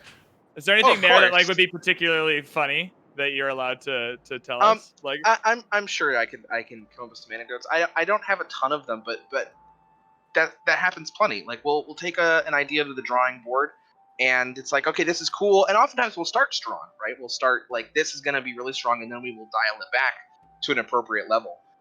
Maya actually was in that boat when we first implemented them. Maya, I honestly forget the numbers, but the boost they had to non-capital cities was way higher, and we would crush every other player. When we do balancing, we test against multiple levels of AI difficulty. Obviously, we can't balance the game against deity, right? Like, not everybody plays on deity, so we can't balance straight against deity, but we have to incorporate that as part of the testing process. So we'll test against Prince, we'll test against King, and on up, and that's part of the just the process of getting everything in. And then after that, we will go to multiplayer, and we'll test it against other human players. We'll test the same Civ in the game multiple times. Like, people will be playing multiple instances of it to see how the different start locations impact it, and how the Civ competes against itself when in the hands of other human players. So there's a lot that goes into testing the balance for a civilization once we're implementing it. And yeah, Maya started way higher, and their yields would crush every other Civ they came across every single game. And so we had to dial them back, and then we dialed them back again, then we did it again. And that's a common process. I think that we do that frequently when we're working on a game. Is we'll continue to iterate. It's not just a one and done, right? Even Portugal, when Portugal went in, at first, for example, they were not allowed to do harbor cities. It was only coastal cities, and we felt that was too restrictive. The placement rules for feiturias were different, and we had to iterate on that. So that kind of thing happens a lot, yeah. Cool. It's one of those things that, like, we only get to see like the finished product, but I just always imagine there's so much kind of things like in hindsight that were just so funny or stupidly broken that happened at some point before we ever got to see it. That's cool. Am I allowed to ask, like, what was the most broken thing you made first out of the box? Again, I don't remember all of the examples. Like, there's been many things like this where it's like it's come to testing, and it's just been too strong, and we have to lower the numbers. Or the inverse has also been true. We'll take something and it starts off too weak, and we have to bump it up a little bit. That happens as well. It's all part of that process. But I don't know. I think, at least off the top of my head, without having something prepared and looking back through, I think that the Maya are one of the best examples of that. Just they really were. It was ridiculous. Like, they would have, and this was human players. We're all professional testers. We're all playing multiplayer together at the same time. We're all very used to the game, very good at the job, and going head to head, and Maya was like hundreds of yields higher than anybody else. Like, every single yield, it was just crazy. And so we had to make some changes. So that, for at least New Frontier Pass, I think that's the best example. Okay, no, that's good. Maya, though, Maya feels like one of those that a lot of people forget about. It's like, because when they think about New Frontier Pass, they think about like their favorites. They think about Gran Colombia. They think about maybe Ethiopia, with the fact that you can pair that up with secret societies and they're incredible. They think of Byzantium. I feel like Maya gets put in the back burner a lot, which kind of is a little unfortunate, because I think they were a very unique and cool civilization. But did a Maya game I just did a Maya game. I can't remember what it was for specifically, but I was trying to do something very specific. It was one of the most fun games in Civ. Once you get her rolling with it was Audience Chamber when the Audience Chamber just got released. And I was like, ooh, Maya would be great with Audience Chamber. And it was just so fun. I think it's a map spawn issue is to really get her going. You need to have a little room in every direction. And so it's not super user-friendly to just like start up a game and then really utilize all her power. But once she's going, though, I had so much fun in that game. She's awesome. I was about to say, with They're very Audience different. Chamber, people have changed her perspective. Sorry, Carl. No, you're fine. Van Bradley, I have a vested interest in you getting your city back. Well, I wouldn't be in this freaking dark age if someone hadn't come and rummaged my entire empire. And took his Well, settler. I know you're a little emotional right now. Calm down, Brad. Okay. Calm down, BB. Yeah. Calm down. You're at a 10. You need to be at a 6.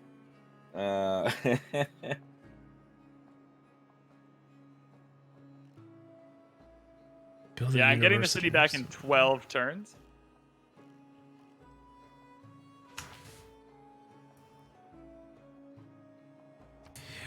Build a classical era or wonder. What's the go-to? Does anybody have any advice? Pyramids, Oracle. Well, I think it's Oracle. I built the Oracle. Classical. I was building the.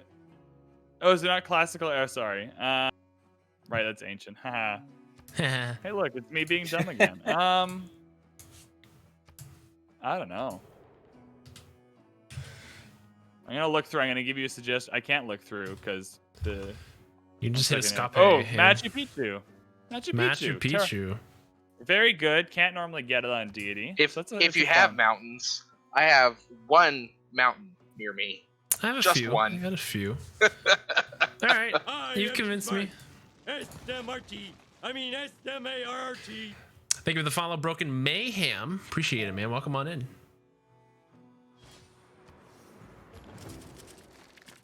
Oh, Borderline. Getting the good votes. Okay, buddy. This guy just wants to culture bomb everything. Wants to culture bomb mines. Wants to culture bomb districts.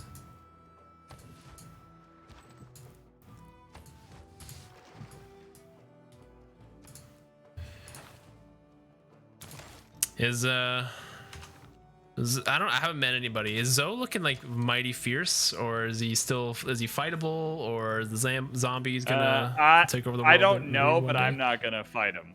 He has Hercules. So Hercules. Oh, no. So if he were to have that and Arthur at the same time, I would not advise attacking him. I have not been doing anything. I don't think it matters states. the advice because I didn't advise attacking him and he just came after me. I don't think you really get a choice.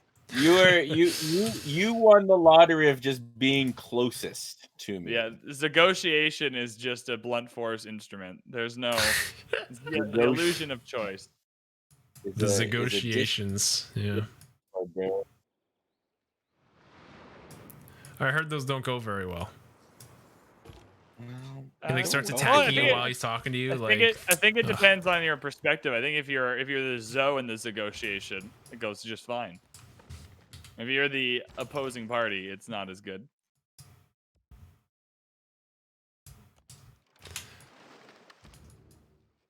I need a quick way to get to cartography. I think I need to build 2 harbors, right? One. Is it 2? I think it's 2 harbors. I think it is. Yeah, 2 harbors. Okay. So I need to get to you guys. There's 2 harbors, and then there's one that's 2 shipyards as well. Okay. Look out for Zoe's religion. Mysterious picture of male anatomy may show up on your walls when he chooses. What? What? I'm just reading the chat. I'm sorry. Just straight in and out. No filter required. Oh no. My goodness. I really don't know what to do here. I'm just hoping that we can get enough zombies. And I have a great party at general Zo's that converts borders. zombies.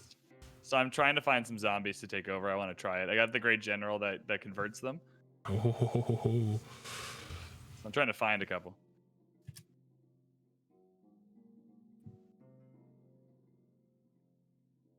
Oh, it was a Critical Role reference? Oh, I had no idea.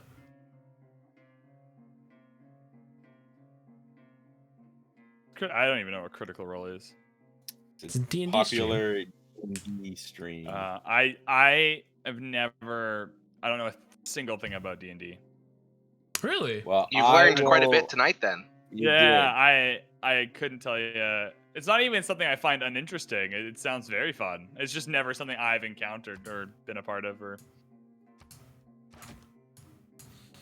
would you be? I feel like you'd be the type of person to like it. To be honest. Oh, I probably would. It's every time someone talks about it, I'm like, well, I should get into that. And then you just only have so much time in the day. So much time in the day. I do want to run. Currently, I'm on like an Anno 1800 belter, and I spent 3 hours the other day just moving a single production chain from one island to another. Like that game, if you're into it, sucks your life. Like it's just a timing thing. I think like every time I get into something, I get really into it. I play a small amount of games or do a small amount of things, but I really get into them, and so it just takes so much time to do. I can respect that. Yeah, I am very similar. You wanted to run a game, didn't you, Zo? I do. I want to run a game. I think for like definitely for the TheCivShow crew, but I think for the Civ Give, I would like to get a couple people in. Because I actually used D&D for one of my marketing assignments because I'm in just finishing up some school right now, where I had 5 other individuals who had never played the game before. I gave them like a survey to do beforehand about their knowledge of the game, knowledge of each other. Like none of them really knew each other well or anything like that. And I was basically, for a marketing class, going to say that D&D was a type of game that basically by the end of it, you play it and you get to know everybody, and it has all these positive benefits, and it's this really engaging way to so on and so forth. And yeah, I did it, and we ran it, and I gave them a follow-up survey, and like they said that the game was pretty easy to understand, that they felt they knew the people around the table like really well, that they would definitely do it again, but they would also like hang out with those people in the future. Yeah, it was cool. Like obviously it's not science, but as close as Zo gets. Who just built the Temenaki? I think just because it's new, it's cool to talk about and just check in with. Have not. Someone just finished it. Anybody want to claim the new wonder? Who built the new wonder? There you go. I just wanted to talk about it because it's new and it's been built, and I love it. I love it. Like it's one of those obviously terrain specific, so it's not always going to work. But if you start like on the marsh map, for instance, you could find some places with some back-to-back marshes, and it can get pretty crazy. Like I demonstrated with, I played a game with it and vampires. So I had that on, a bunch of marsh and some vampires, and I had this one like mountain, and it was surrounded by marshes, and it got the Lady of the Marshes bonus plus that bonus all stacked like ×5 for the castle. I was like, woohoo! I love it. I think it's a great wonder. Yeah, I haven't had the chance to build it or really see it yet, so I'm interested as to how people are feeling about it. Van Bradley, how you looking over there, bud? Oh, dude, it's bad, man. Yeah? No, I'm just thriving, having a chat, learning about Dungeons and Dragons, clicking things. I'm clicking things and having fun. Can we reveal stats? Because I haven't met anybody yet. I would like to know how the world's doing. I don't know. Yeah, I got one city currently. I got one city. The other one has been taken by the Dramatic Ages, which is awesome. And then the rest of my cities belong to Zo. I've got 17 science, 14 culture, a whopping 70 gold in the bank. I'm a good little saver. Gonna spend that wisely one day. And that is it. That is all. What do you got there, Borderline, Carl? So I'm not doing too much better. Shockingly, Van Bradley actually has more culture per turn than I do. I have one more science per turn, but he's doing more culture because I had a blizzard, I think it was a blizzard or sandstorm, come through and wipe out a fair number of my mines, and so I'm getting those back up and running. But yeah, that really hurt. I lost some population to it, and it's the second storm like that I've had too. I've had a few. I've already had a few. Zoe, how you doing? And then I can reveal what I'm doing. Well, I am. I think I'm doing okay. There were two other people on my continent, and there were two other people. I sensed their hostile intentions towards me, and I was able to preemptively dish out the hostility they had planned for me to them. Okay. So everything balanced out, and other than that, I just want to say that there will be no comeuppance, and I will get no comeuppance, and as long as that's true, everybody wins. Right, guys? Everybody wins. Yeah, I don't know. That's Feeling like guys. Feeling like a winner. No, I when I say there'll be no comeuppance, I know that there'll be major and that there's a reckoning coming, probably, and there'll be very little I'll be able to do to stop it. All right, I got 13 science per turn as your boy Babylon, and I'm pumping out a whopping 39 culture a turn as well. Wow, nice. I just got monarchy. Feels good. Nice. Exciting. That is exciting. I can almost get square rigging. I know a lot about this map. Not map, sorry. Tech tree. Tech tree. Your traders, the city states now grant +2 faith. Ooh, don't mind if I do.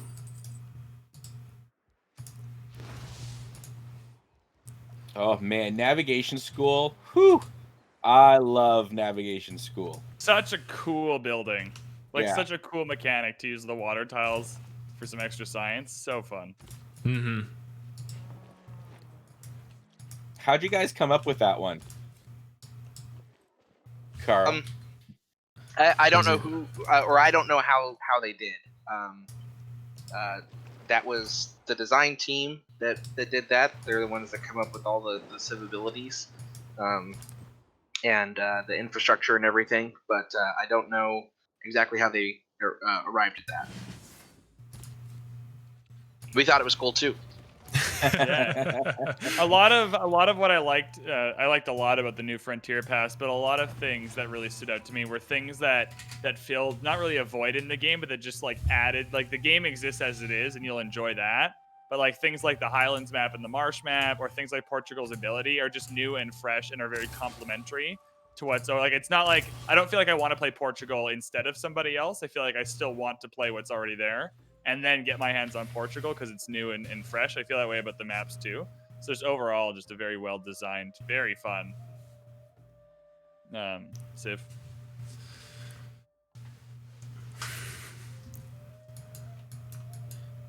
I love Babylon. I thought Babylon as a whole concept was amazing. You immediately get the entire technology on a Eureka. I was like, wow.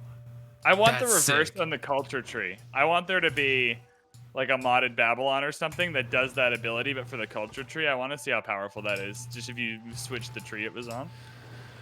Well, people have been talking about it. We thought maybe we'd see it in the new Frontier Pass. I remember people were discussing it, yeah, maybe we'll see the last civ, it'll have it.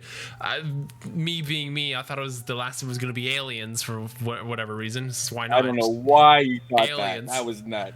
Aliens. Because it's the last civ. Why not? Why not? Why right? not? Why yeah. not? How about why? How about just why? Because all the people that Give wanted me a Portugal why would not. freak out. I still can't believe I didn't see a single mention of Portugal once. It was amazing. Yeah, did you hear about this, Carl? Van Bradley didn't know that Portugal was being asked for by literally probably 75% of the civilization community. I never once ever on Reddit or on Twitter just stumbled across a post where anybody was asking or insinuating they wanted Portugal in the game. I had no idea. Well, Reddit, Reddit is mostly people sharing things about their game. There are discussions. There's a whole discussion thread tag that you can do, but I think that those are less common than people sharing things about their game.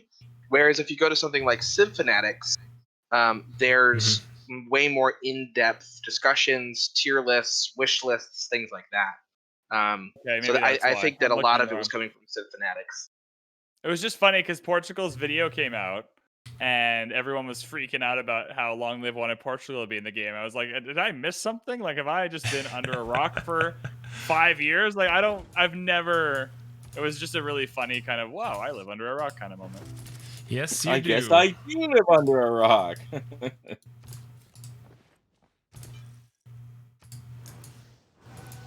Spread my religion to my cities. I have amenity problems. I have like 7 population. This is. I'll speak for Zoe here. Zoe, you can keep quiet. I'll do it for you. Van Bradley, guess what? That sounds like a you problem. It is very much. That was from Zoe. That wasn't from me. I'm talking it out loud. Yeah. I'm just talking about it out loud. I'm just saying that was Zoe that said that, not me. I would never say something like that to you. I was speaking for Zoe. Yeah. Right. Because the king can't speak for himself. He has the right hand for that. That's me. Yes, gotcha. Of course. Without Moy, I would have no voice. It's a exactly. Truth. It's a simple truth. 100 Games is saying he's been in Civ Fanatics longer than Sharks has been alive.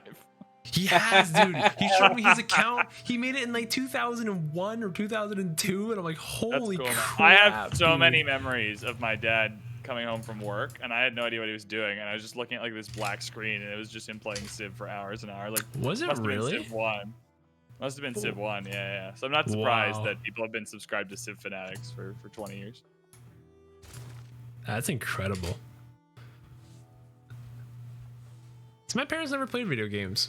I was just like, I was kind of just dropped like, hey, here's something to do to leave us alone, go do. Hey, whatever works. go do. It resulted in video. That's how I ended up playing Pokemon. Right, I was just like constantly complaining about things, and mom and dad were like, here's a Game Boy and Pokemon. Now go be quiet.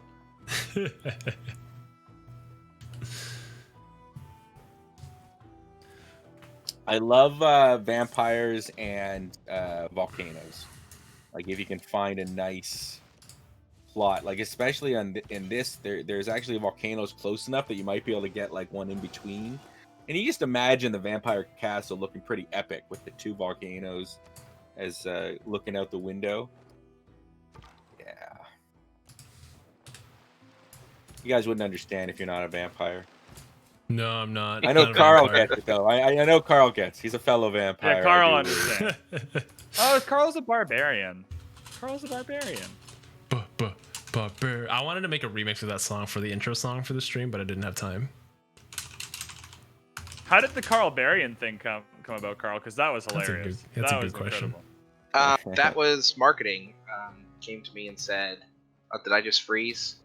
I think I just froze. Oh, yeah, Great. Just froze.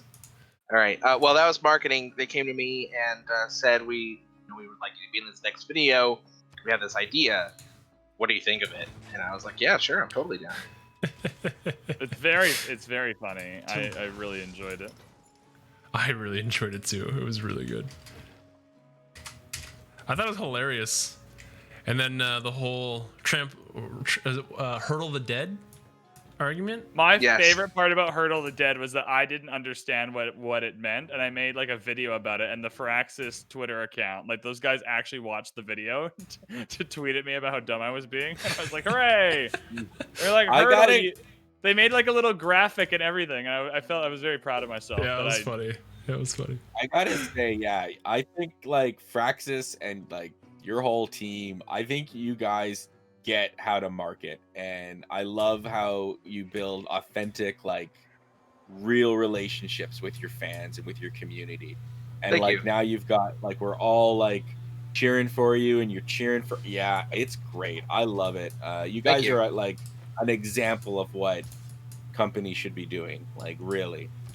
And I love that like it's your team that you're showing. Your marketing team is showing you guys that made it all, and you get to see the passion. And it's like clearly like the other teams, they're not like actors or anything like that, but like they give it their all. And I don't know, I just as a fan, I like that. Like I think that shows a great deal of respect to your community, that you're like, let's let you in on our little family here, since you're such an important part of it. Anyways, I'm blabbing now, but yeah, well done. That's okay. That's okay.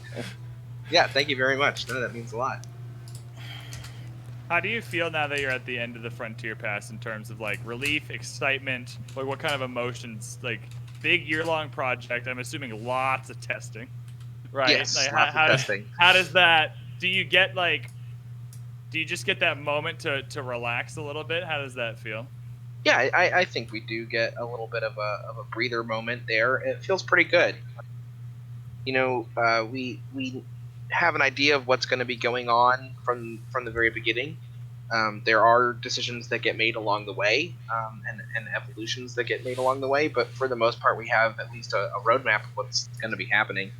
And so having it all released to the public and having it all come out and everybody getting to see the things that we've been excited about is a very rewarding part of the process. Perfect. I just think anytime anyone creates something, there's surely that bit at the end of it where you just get to like reminisce on it, like, and look back on it because you're not just in it as much. It's always cool to look back on those things and check in and see how you feel about them. All right, so I got the picture for you, buddy. Thanks. I got this city bag, so you can trade with it again. Oh, thank you. Good. I'm glad to hear it. Moy, would you say you're trying to say you took Machu Picchu from me? I wasn't even trying to build much. No. Van Bradley said to build it, so I built it. Oh. I'm proud of you. Why are you yelling at me? What did I do? Why are you yelling at me? I didn't yell at you. Why are you yelling at me? What? Well, because you're old. You can't hear. Your ears are not going well. Oh my god. I am old. I am old. I'll be turning older in like 2 weeks. Oh my god. 2 weeks. When's your birthday? In 2 weeks. In 2 weeks, I'll be 39 years old. Holy moly, dude. What's your birthday, Zoe? April 10th. Mine's April 10th. Are you kidding me? For real? No way. You're joking. Legit, my birthday's on April 10th. No way. Whoa! No That's way. so cool. I forgive you for everything you've done today. No, you can't. You can't be serious. I'm legitimately serious. My birthday's. I need a driver's license or birth certificate, please. I won't do it on here, but I'll send it to you. Okay. Yeah. Good idea. No, add social insurance, please. All of it. Credit card, address, mother's maiden name. I need it all. Right here. 100% April 10th. That's so cool. Wow, dude, we should have a party. We should like, we'll see if Bose will like run a thing for us in the evening. That'd be so fun. I'm serious. I'm not going anywhere. I'm not. It's not like I'm having a party anywhere else. We need who wants to host a party for Zoe and I? We need a party. Who wants to host Bose would be great. Bose, I think, would be amazing. Like, I think he does. I don't know if he does that professionally, but he should. Like, what, host parties? He is such a like. I tuned in one night after the show, and I had such a fun time. And he gets everybody going, and he gets them riled up. I'd be curious to know. Maybe he does. Oh my God, what's this? There is a Barbarian Voy Chen in my territory. What? What is going on here? Why? My weapons do nothing. Oh my goodness. This is not good. Yeah, it sounds like you have problems, though. I know you're all really worried. I know you're all really worried about me and my lack of comeuppance. Oh no, our faithful leader is in trouble. Whatever shall we do? Oh no.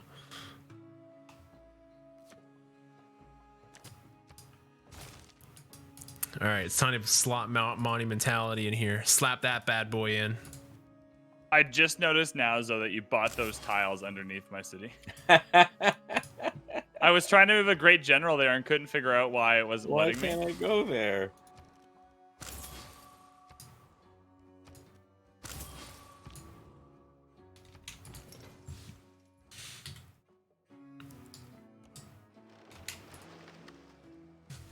One day I'll meet the world. I promise you guys. I will come across the water and I'll meet everybody. And you'll see the power. Oh, the zombie freaking destroyed my trade route. I'm gonna cry. Yeah, they're everywhere. There are zombies and elephants. I just used my great general to steal a zombie, and they both got deleted. Oh, so the great general highlighted them all white and was like, "Yo, take these." And so I took them. So the great general goes away, but then the zombie went away. Oh no, that's odd. Carl, is that supposed to be? Yeah, or it sounds like a bug. It was like a bug. It was Boudica. I think Boudica? so. I've confirmed that Boudica will capture zombies. So I'm gonna go to the previously recruited. This is where I normally yell for Carl, it was Boudica. But he's here. Yeah. It's funny. maybe when the turn ticks over, I'll get it back, and it's just a visual thing. I have no idea. That's funny though. It was like all bright, one shiny. I was like, ooh, okay, I'll take this one. Oh well, next time. I have so many envoys to send. I must know where you guys are. +9 mutation. These zombies. I now have no zombies in my land. You guys could I was hoping to have one in mine. I'm not gonna lie to you. I was trying to have one. I was trying to domesticate a zombie. It was an ambitious endeavor.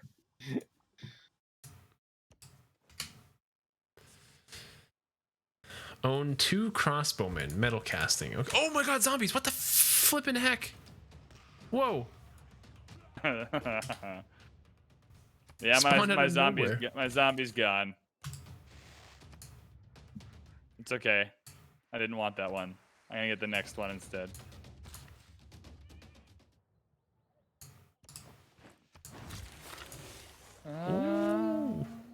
I also just lost the trade route. Oh god. This is sounding like a very tough game to be in. Yeah, there are barbarians. Yeah, having your own continent is gonna be a real struggle. Yeah. I am struggling, thank you very much. Yeah, I was kind of hoping that we would get placed 2 and 2 instead of 3 and 1. Yeah. Yeah. That's how the cookie crumbles sometimes, though. I didn't ask for this, okay? I didn't ask for this.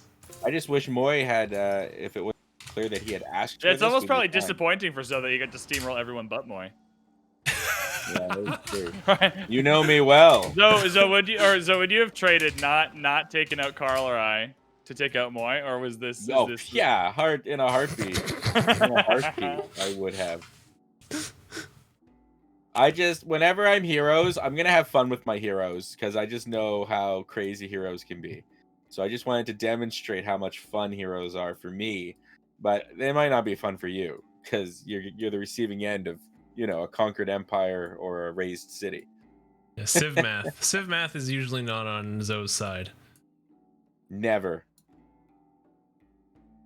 I did a video the other day where I was trying to count the amount of trade routes. Or it was the Portugal kind of reaction video.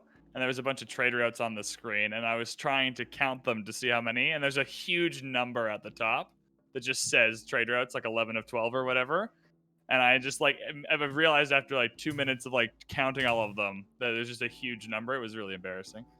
So Civ Maths is not my cup of tea either. And the number was 11. I was struggling to count to 11, regardless of whether it gave me that information. Oh. I wasn't exactly trying to count to a huge number. Okay, I now know your guys' pain. A zombie took out a trade route from mine.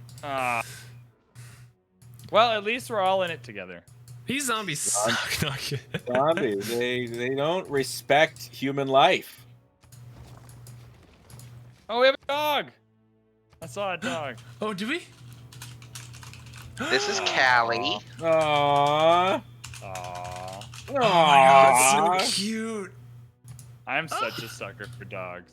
I know lots of people are suckers for dogs, but man. Oh, chat's Yeah, freaking out right now. Oh my gosh. All right, chat. I adore my pooch as well. I hear you.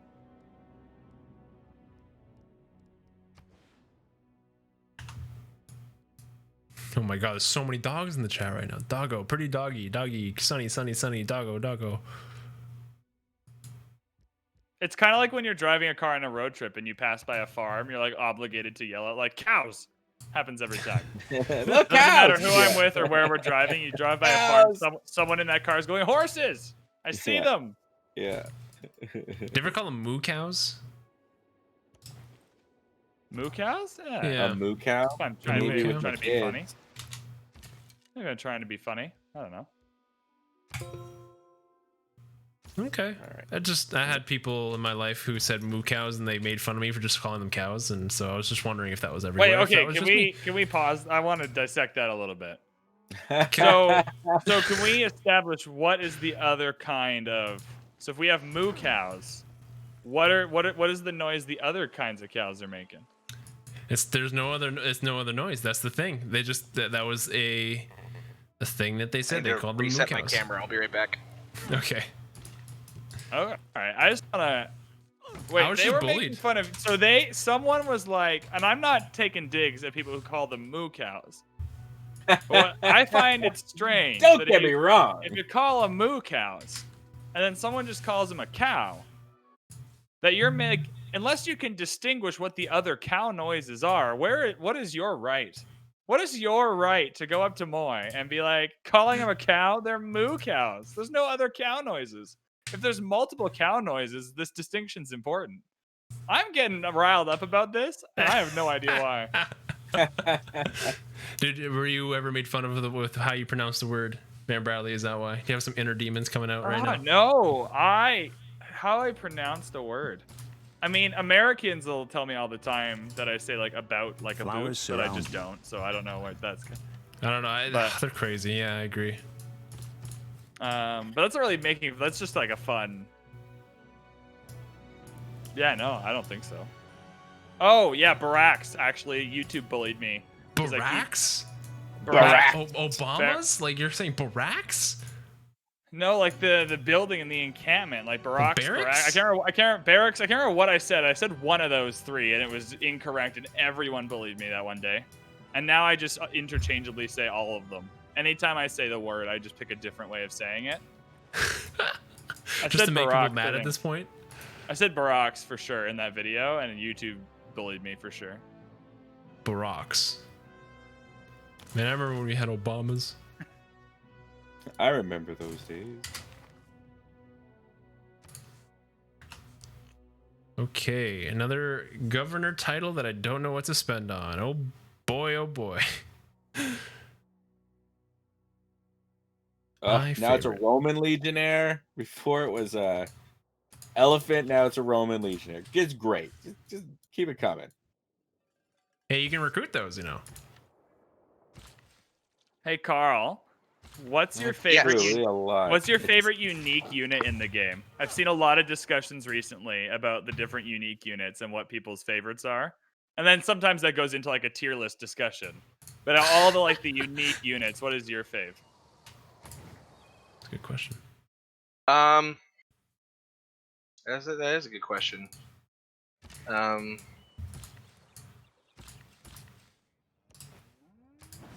I like the Eagle Warrior a lot. Ooh, Good good choice. Good pick. Yeah. And probably the Maori unit. I like that one a lot. The Toa. Toa. Yep. I like the jade club that they have. I think that's sick. Yeah. That's what it looks like in the picture. I'm like, damn, that looks sick.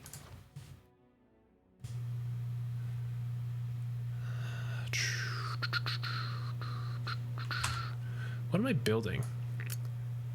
Butterfinger, yes. Apostles with heathen conversion should take over zombies. Cool. Oh, that's. Every time I get that apostle promotion, I'm always upset that it's not.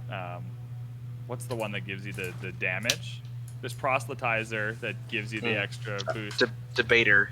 Debater, right? So like debater, like having an apostle army with debater and proselytizer is really powerful. But every time I end up with the barbarian one, I always find the funniest ways to use it, and it's such a fun mechanic. Can you get these zombies on our border under control? So that would be great. Yeah, I am working on it. I have forces that have been dispatched to assist. You're supposed to be protecting your people. Why aren't you protecting your people, Zoe? What's going on? Now your vassals. Yeah, I feel. Didn't you swear their protection? I mean, I haven't seen a zombie other than the one that disappeared, so I'm doing okay. Aren't you sworn to protect your vassals? I am, and I am protecting my vassals. They're being vassaltized as we speak, with my ever ending vastillages. These are all Carl, words. can I ask if you have any TV show recommendations? anything you're watching that's super fun right now? So I recently got through Lost in Space on Netflix. I enjoyed that a lot. Right now I'm doing His Dark Materials on HBO. Oh, Excellent I love show. His Dark Materials on HBO. Very good. Did you read the books on those? Or just I read The Golden Compass. But right, that's okay. it. So now I'm in season 2, and so it's a lot of fun getting to see stuff that I am otherwise unfamiliar with. Yeah, His Dark Materials is very, very good.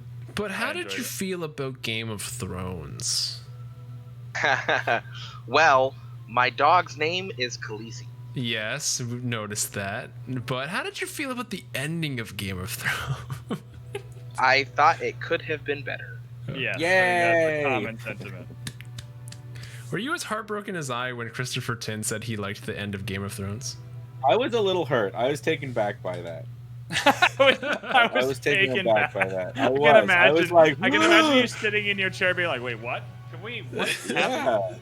Well, and he admitted, he's like, guys, I've taken a different position than a lot of people. I really like the end. And I was just, all right. I think my biggest problem wasn't what happened. I think all of the things that happened, if you just wrote them out as plot points, like if someone in season 4 had said, oh, these people are going to end up where they end up, I would have been like, oh, that's so cool. Like, I don't think that was my problem.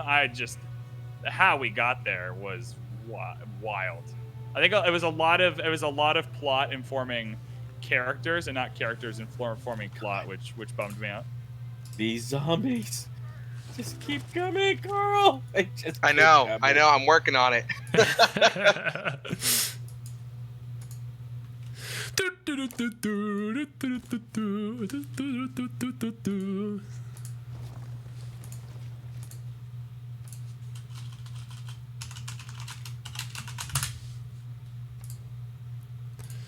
Just minding my own business over here, making my way downtown, walking fast. Walking fast. Oh yeah.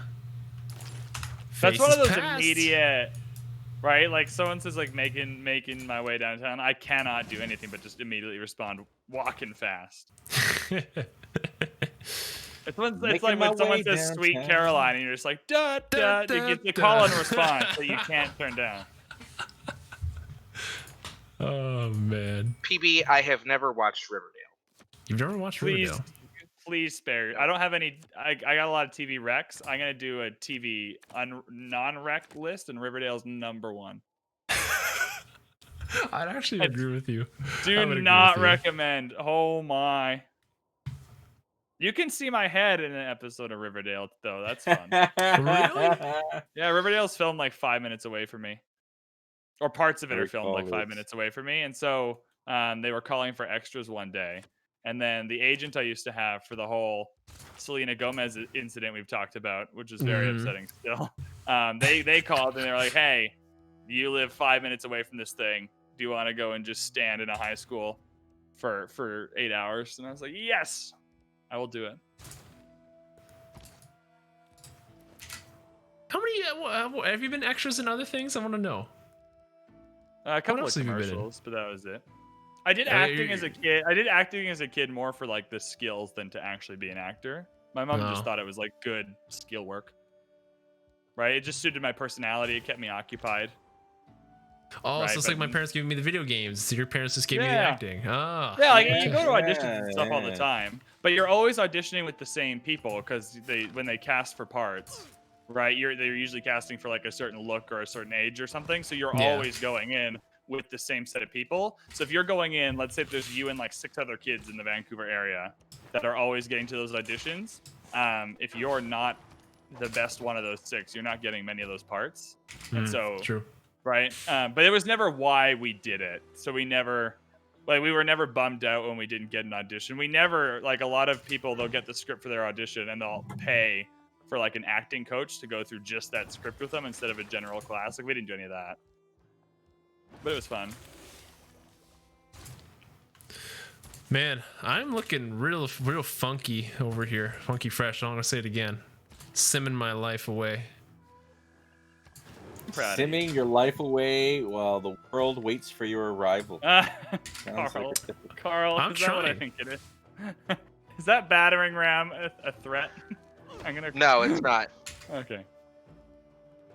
Not for you, but that's, you're not me. I saw the battering ram and the swordsman with Himiko behind it, and I was like, oh, not again. I'm just getting set up. It's turn 80, and I'm on turn 6. You just gave away his plan. How could you? Well, I can see Carl's. Yeah, he's got increased sight range, so. That's true. I totally didn't even think about that. If I just ruined, I'll type in chat next time. I love this feature. I can just type to people. I can just shut up and type to people. So much better. I like using the pins. Just put a random pin that everyone can see. Just hey. That was my favorite. Those are good. Don't worry. In 6 turns, I have a second harbor, so I'll have cartography, and I can get over. I can come over and see you guys. I have cartography. I just need to wait for this era to end before I start doing stuff. Oh, the zombs are back. Oh no.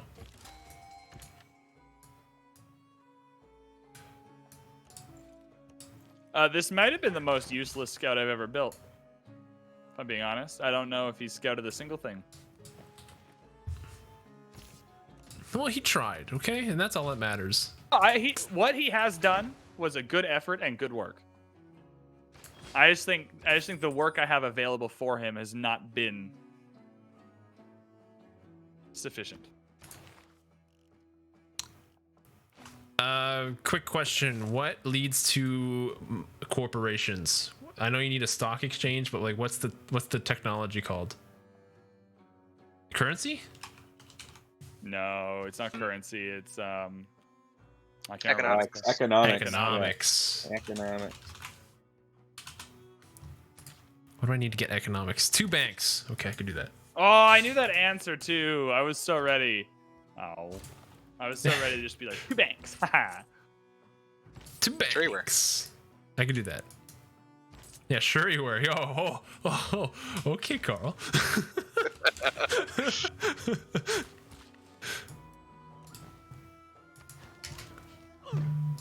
Oh, coming with the roasts. Okay, I see you.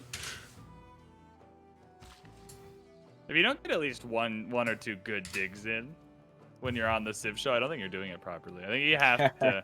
You gotta come in hot with the banter. Especially with Zoe. He's just so easy. The easiest. I don't know. He's done a really good job of walking the walk this game. There's talking the talk and there's walking the walk, and I feel sufficiently walked on. You feel walked The all walk over. the walk has been walked for sure.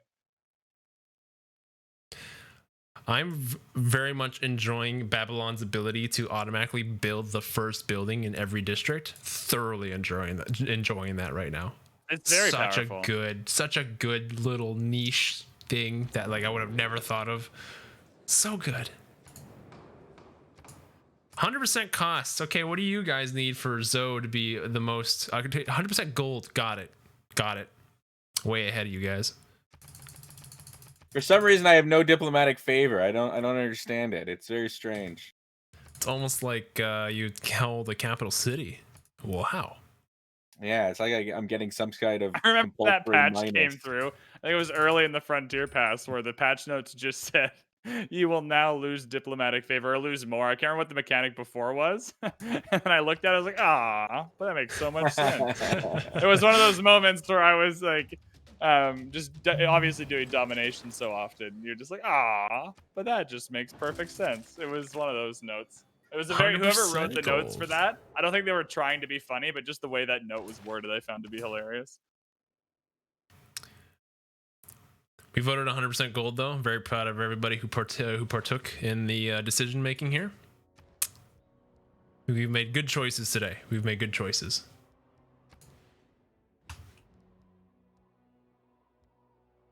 I love getting naval tradition and alliances at the same time. That's cool. Oh, surprise war! You didn't even denounce me. Oh, you don't deserve it. You didn't deserve it. Did you denounce Carl? I did not denounce Carl. No. Well, then why are you mad? Well, he surprised war. He didn't even bother denouncing me. Did you denounce Carl? No. Then why would he denounce you? Well, he might have, because I knew it was coming. I just wanted to see if he'd do it.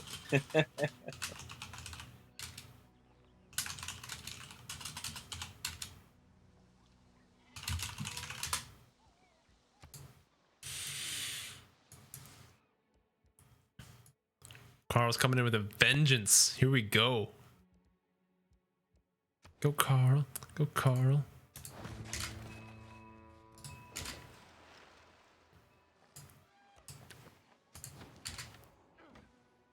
I know I keep saying this, but I'll be there soon. Carl, how do you feel about being an emote? What was that like? Make more. Make more? Oh, we can make that happen. That was very... Have you ever wanted to be a content creator, Carl? Has that ever crossed your mind? Yeah, it has. There's a couple of reasons why I haven't. Right. The biggest one of which is we have a fantastic Civ content creation community already. You guys do such an awesome job. I don't think that there's necessarily anything that I would add to the options. Potentially some insider knowledge, but that only goes so far if I were to be doing regular streams, right? Like eventually that stops. So I think that you guys are already so awesome that it wouldn't help at all. Have you ever thought about it for another game? Like Civ is what you kind of do for work. Would there be another game you'd be interested in doing it for? XCOM. XCOM is so good. Sorry, Carl. No, you're fine.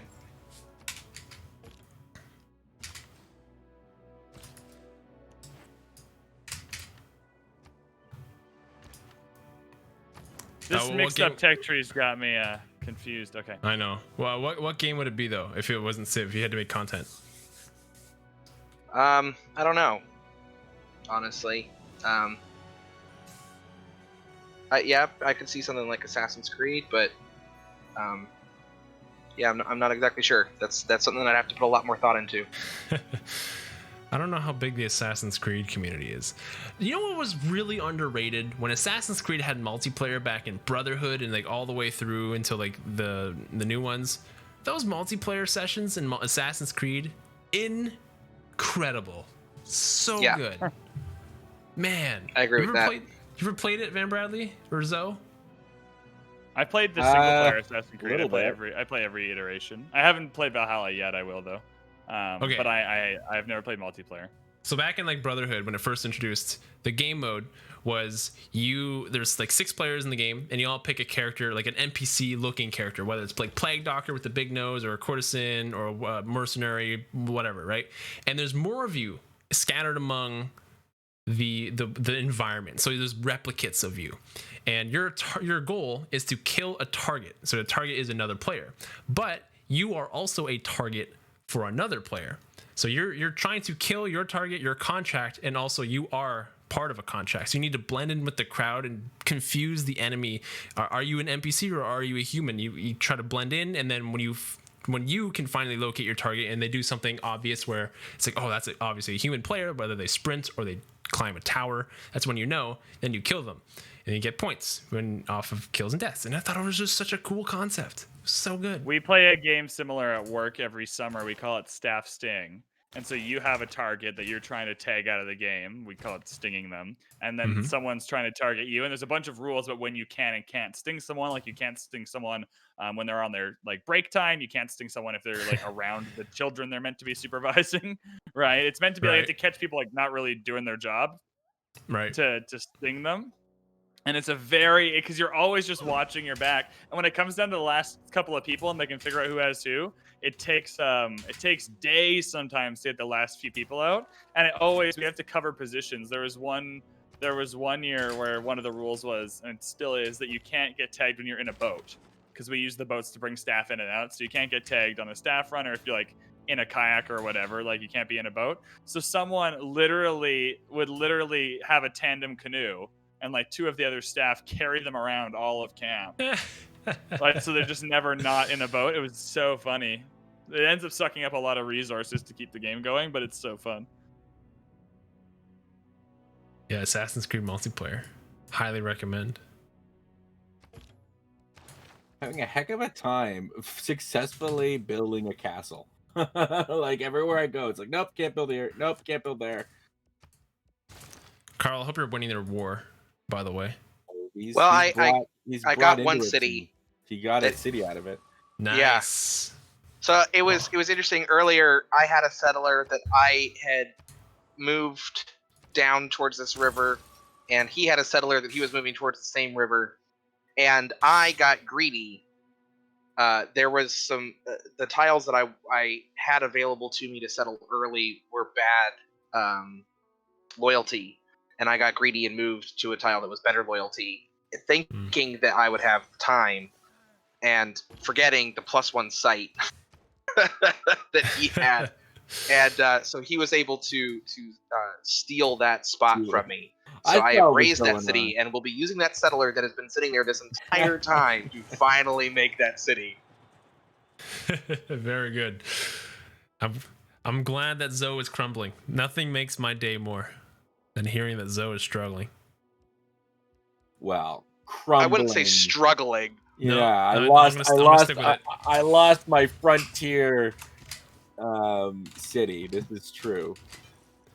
Can someone say that they passed your new frontier? Yes.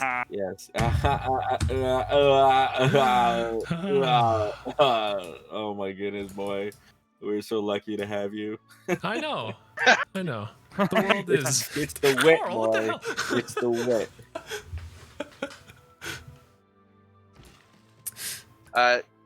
Viewers, I apologize for my camera continuing to go down. I do not know why that keeps happening, but when I see it, I will fix it. I was about to mention it.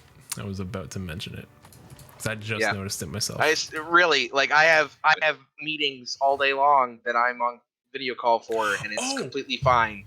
It might be because of Discord having hardware acceleration turned on. Your computer. Yeah, we found that with mine. Yeah. Remember when Zoe used to drop out of calls every single time? Have you noticed he's dropped out for the next couple of weeks? I have not dropped out at all. I turned that thing off. Is there a setting that I need to change here? Yeah, it's in. Okay, we're gonna lose cameras here, chat. Hold on a sec. It's voice and video, I believe, and then H.264 hardware acceleration. It's below like the crisp. Turn that off. Oh yeah, turn it off. Yeah. Okay, done. All right, maybe that'll help. Zoe has made us used to it. Don't worry, Carl. I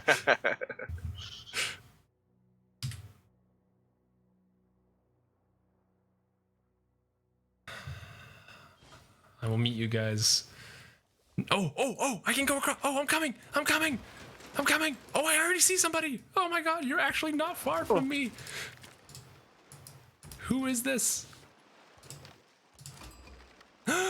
Portugal. Hey, buddy. Sending an admiral. I love it. Wait, are you coming from the west, Moy? We can do a pincer maneuver. Carl and I can come from the east. You can come from the west. Split his forces. Maybe this isn't a good plan to be negotiating out loud. No, it's a pretty obvious. It's a pretty obvious first step. Maybe not the best thing to be saying out loud, but building caravels as we speak. Where's the bonus to naval units? There it is. Let's go. Let's go. Troublemaker, is it cold up in Canada? Yes. Yes. Frequently. All the time. All the time. All the time. It's also very nice. It's beautiful. Never. Okay. Oh, I mean, no, it's awful. Never. It's It's terrible. never nice. Disgusting. It's Never come here. nice.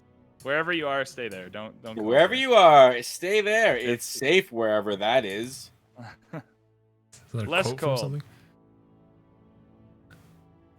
Any zombies? Yeah, there's been a lot of zombies. I don't know if they've become overwhelming. They've been a bit of a pest, I would say. Bit of a pest. But I know that there's been some excitement in the war front, though. The Carl coming in hot with his forces. Now Zoe is on the retreat. Wow. Like Zoe's on I the said, retreat. Retreat is a strong word for what it it is. was my friend. It was my friend city that I literally called Defiant Edge. It's like it had no right to exist. Like, Oh dear, a zombie just spawned right next to my scout. I'm sad. Okay. Please don't die. Please don't die. Oh, these are all Portugal cities. Oh my god. Transit sunward. All right. Hello.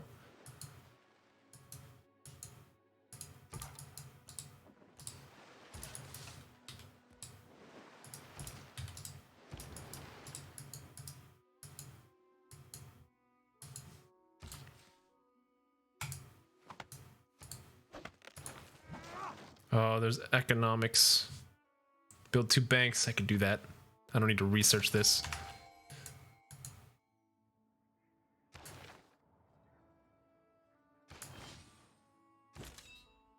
Oh, I wish I took hermetic There's order, a but I cool didn't question find in it. chat. Why the decision to make zombies attack the turn they spawn, unlike some other units?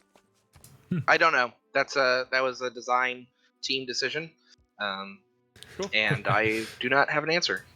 Sweet. All good. Blame those guys, not me. I think it was to make them more threatening, probably. Just right out of the gate, they're hostile. They're able to attack you. They're always a threat.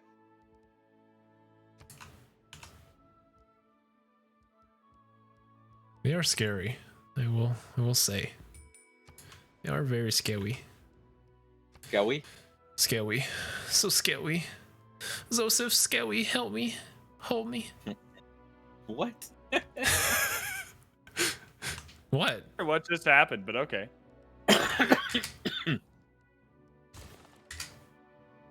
All right. Who's Samarkand belong to right now? Not I, the French. All right. man. Well, At the moment, it's me. I'm sorry. That's fine. Oh, Hatusa's in the game too. Oh, okay.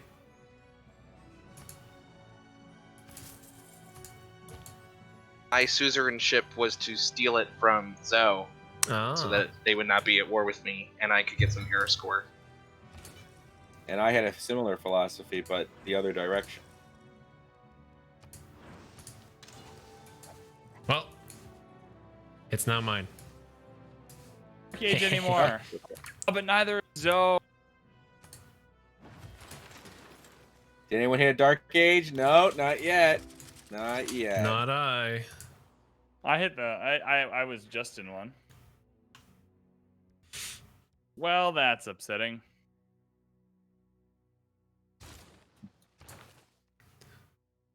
Oh, Oh, Babylon doesn't get a government building for free? I guess that makes sense because he had to choose between the 3. Okay, never mind. Take it back. I am smart. S-M-R-T. Liar. S-M-A-R-R-T. Pretty sure I pronounced that name. Thank you for the follow. Appreciate it. Welcome on in.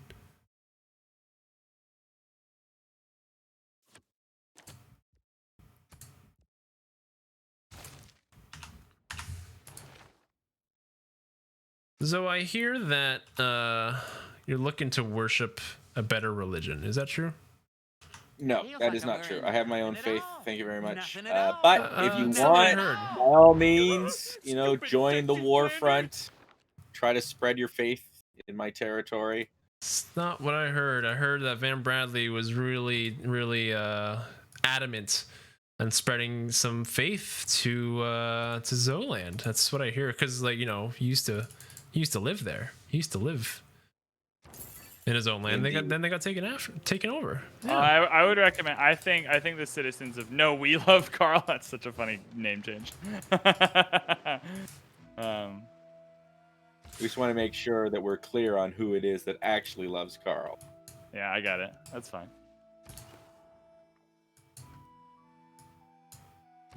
Well, they may or may not be there, or maybe not be there. I'm not sure. Pavel, by the way, thank you for the raid, dude. Appreciate it with 11 people. How you doing, Pavel? Hope your streak's going well. And GeoGuessr. Will Ho. Thank you for the follow. Appreciate it. And Pavel, thank you for the sub too. 6 months. Holy crap. Wow, what a game. And 6 half a month year with arena. the TheCivShow. That's a long time. Half a year, man. That is. One of my favorite wonder, Jakefish? That would be Oracle. Oh, love it. Built it myself this game. Easily Oracle. I try to get it every single time. That's not true. In multiplayer, I don't always try to get it because you really have to learn when to cut your losses in multiplayer. But in single player, every game. I think you have to actively try to get at that Oracle. I think you'd have to build the Oracle and try to sabotage it throughout the game to make it not be worth getting. Right. Because it's just passively so good at everything. Mm-hmm. Pairs up well with Hermetic Order, which is why I wish I had it.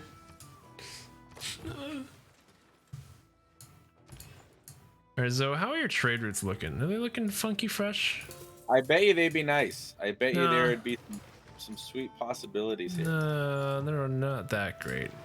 But now okay. I will take a peek at what you have for me as I visit you.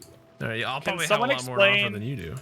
Can someone explain how the vampire castle works in the game? I just don't get it. So when you put the vampire castle on a tile, right, you're going to have to do some looking up which tiles can and can't get the vampire castle, just because I can't remember off the top of my head. But when you put your vampire castle down, regardless of where you put it, it absorbs all of the yields of the tiles immediately surrounding the vampire castle. So if you put it in the middle, all the tiles around it will take those yields and put it on the vampire castle tile. That tile is where you will see the yields, but those yields will affect your capital city. So you can't work, like it has like 10 food, 12 production, 3 gold, 4 culture, or whatever. You're getting that in your capital, but you can't like work that tile to get it twice. So you're essentially like putting a really good tile wherever you want on the map and having that tile be worked by your capital, if that's making any sense at all. It sends all of those yields to your capital city. All the ones so once you get surrounding 3 or 4 vampire castles, or 3 or whatever the limit is at the end of the game, and you have like a massive capital city, it's very powerful. Are we still doing this pincer here? Yeah. I like to think that Carl has some sweet programs and patches where he can just spy on his opponents. I am doing no such thing. I am, however, reading their minds. He did, yeah, he admitted that earlier. He can read our minds. Do the vampires spawn there? I don't believe so. Although I do believe if they die, they go there. Yeah, they resurrect there. Yeah. They resurrect there. Yeah, that's correct. Oh, I feel good. I never thought it would feel good to get a "that's correct" from Carl. That feels good. Zoe gets that all the time from me. And I can't believe it. And he's writing them down. He writes every single one of them down. Do you know? I think you do know that. I do know that. Ugh. I feel like you guys are just playing this It's a bond that Zoe and I have. That when you tell him he's wrong, I come in and tell you guys that he's right. No, you can't. That's like 50% of the reason I watch the TheCivShow. Damn it. And there's an active, effort to make sure that Zoe is never right, or perceived to be correct. So thank you for not succumbing to the great conspiracy. Oh, What look is at it? this. Oh, Zoe the sucked now up is coming Carl, in. Carl the Barbarian, and where is my inhaler? Moy. Where's my You inhaler? and me can be friends. You and me can be friends, and I can make it worth your while. I can make it worth your. I just had a big zombie spawn. Oh, that is not fun. I see it. Yeah, I see some of it. Oh, I sent see you a two deal, of them. Carl.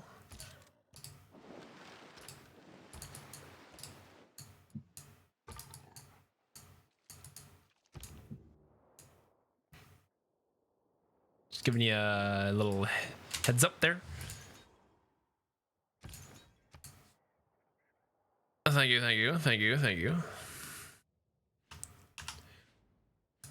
So, are you sure you don't want the religion? It's looking okay.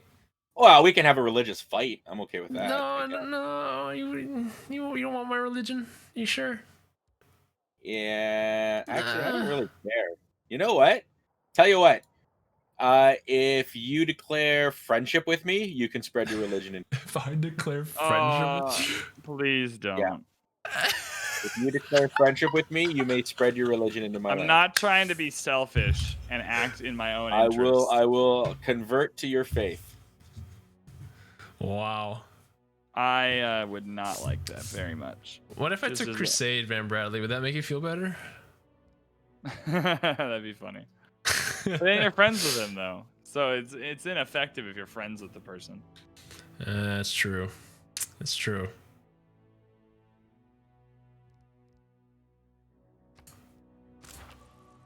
Yeah. Okay. You know what? On the active Van Bradley, I'm not gonna do it. Not gonna do it. Van Bradley speak. I can't do it because Van Bradley said I can't, and I have to listen to him. I've been mean to him this whole time on the TheCivShow. I can't be mean to him anymore. That was you told me that, Zoe. Yeah, you told me that. You said I had to stop being mean to the guests. So he could be mean to them. not so no one would be mean to them. Yeah, he wanted to play the villain today. That's what he told me. Yeah, exactly what he told me. Van Bradley, anytime you feel like getting in on this, that would be great. Yeah. Okay. I can't see where you're at with the. He recruited Hercules, which means I'm in trouble. Where are you in trouble? B0RDERL1NE? I don't know where Hercules is. He just I got the notification saying that he has recruited Hercules. So okay. I'm in trouble. Right. Oh yeah. I got units in the area. They're not very good. I'm in danger. Yeah. I got units in the area. They're not particularly good, but they might be able to do some defensive protection. Oh, I just got. Oh, there's so many zombies. Oh my god. No. Stay. I got 3 cities. Not for you. Bad. Oh, this is very bad. Ooh, I'm not happy about this one. Isn't there a project that I can make the My Zombies? Yeah, you have to build a holy site or a campus first. Oh, right. Remember when I said you should build a campus or a holy site? Yeah, wasn't a meme. Oh, I got one not in the city with the zombies. Well, that's unfortunate. That sounds like a you problem. Carl, if I hit a zombie with the twins, do I get that zombie as my unit? Yes, you do. But then you should have also been getting that for Boudica, and you said that didn't work. But I confirmed that it has worked. Same with twins. Yeah. If it's intended to work that way and it doesn't, that's all good. I just need to know the intention so I can try it confidently.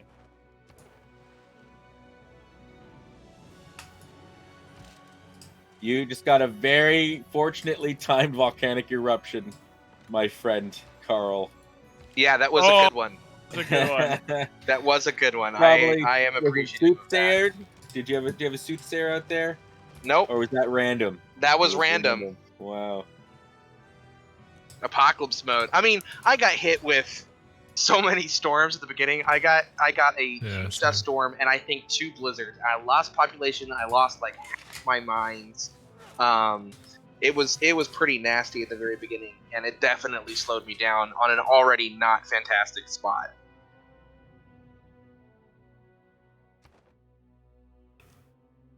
Okay, Kilwa, come to Papa. Please. Yes. Oh, the zombie suicided into my archer instead. Wow. These zombies are trolling me. I have a zombie. What do I do with this thing? Is it mine forever? I guess Does it go game, away? yeah. With Yeah, Hunapu and B0RDERL1NE, I think it might be yours forever. Yes. Yeah, it looks like it. I can't Oh, see a timer yeah. or anything. But it won't get better then, will it? It'll just stay at its current strength. I think so. Gotcha. Well, at 20 melee strength, it's not exactly that threatening, but it's cool. As a young boy, It's very cool. Can it upgrade once it's in your power? Once you have it? There's no like Does it still upgrade mutate? button. Does it still mutate when it's in somebody else's power? I think it might gain the mutate strength. Oh. We'll find out. Oh, so it gets better, Van Bradley. Just kill more zombies. Yeah, so it's 20. Oh, so it is 20. Oh, it's because it's damaged why it's appearing so weak. It's getting 14 for mutation strength right now. So we'll see if that gets higher. Okay. Babylon coming through the land. Just taking a little peeksy doodle. What's going on over here? What's this is gonna going be- on this side? This is a hard clearing to get through. I kind of got units everywhere.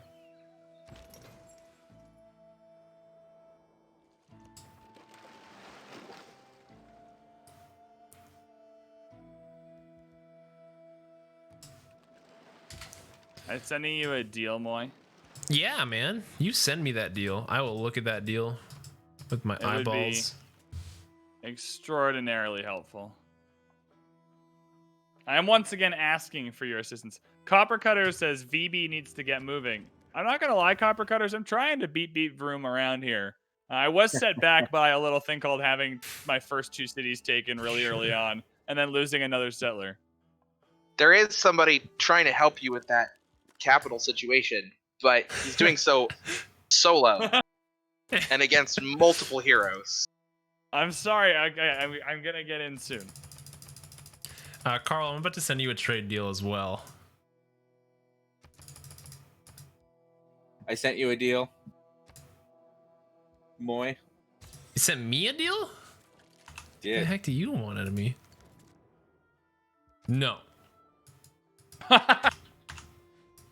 Denied. There's no benefit for you coming through my land anyway. You can't trade with them. Who cares? Moy, I've sent you a second deal. Second offer. Perhaps you'll find it a little more appealing. 10 gold per turn. No, you probably get this in your sleep. You can't offer me 10 gold a turn. If you're offering me gold, you gotta offer me like 50. Because I know that's one trade route for you. That's one trade route. What do you mean? Except he doesn't have anybody to trade with. He None of has us me is to settling trade on with. coast. He has me to trade with. So if you want this deal, you gotta give me 50 gold per turn. The only way. Done. No. Oh, is this like a bad deal for me? I have No. feelings if this is a bad deal for me. I got 50 gold a turn and some luxuries. It was kind of nice, actually. Hey, man, thanks for that. I appreciate your building here. It's a good building. 50 per I'm turn. investing in your future. All right. Plus, thank you for letting me be able to showcase what Portugal can do. Like this game, like I'm starting this. All right, Carl. Like, let's rock and roll, baby. Rock and roll. Oh, baby. Another war. Another war. I can't even attack this encampment. All my units will die. I mean, did you not check the strength? It's a 63. I did. I didn't think it would be this bad. Yeah, this is bad.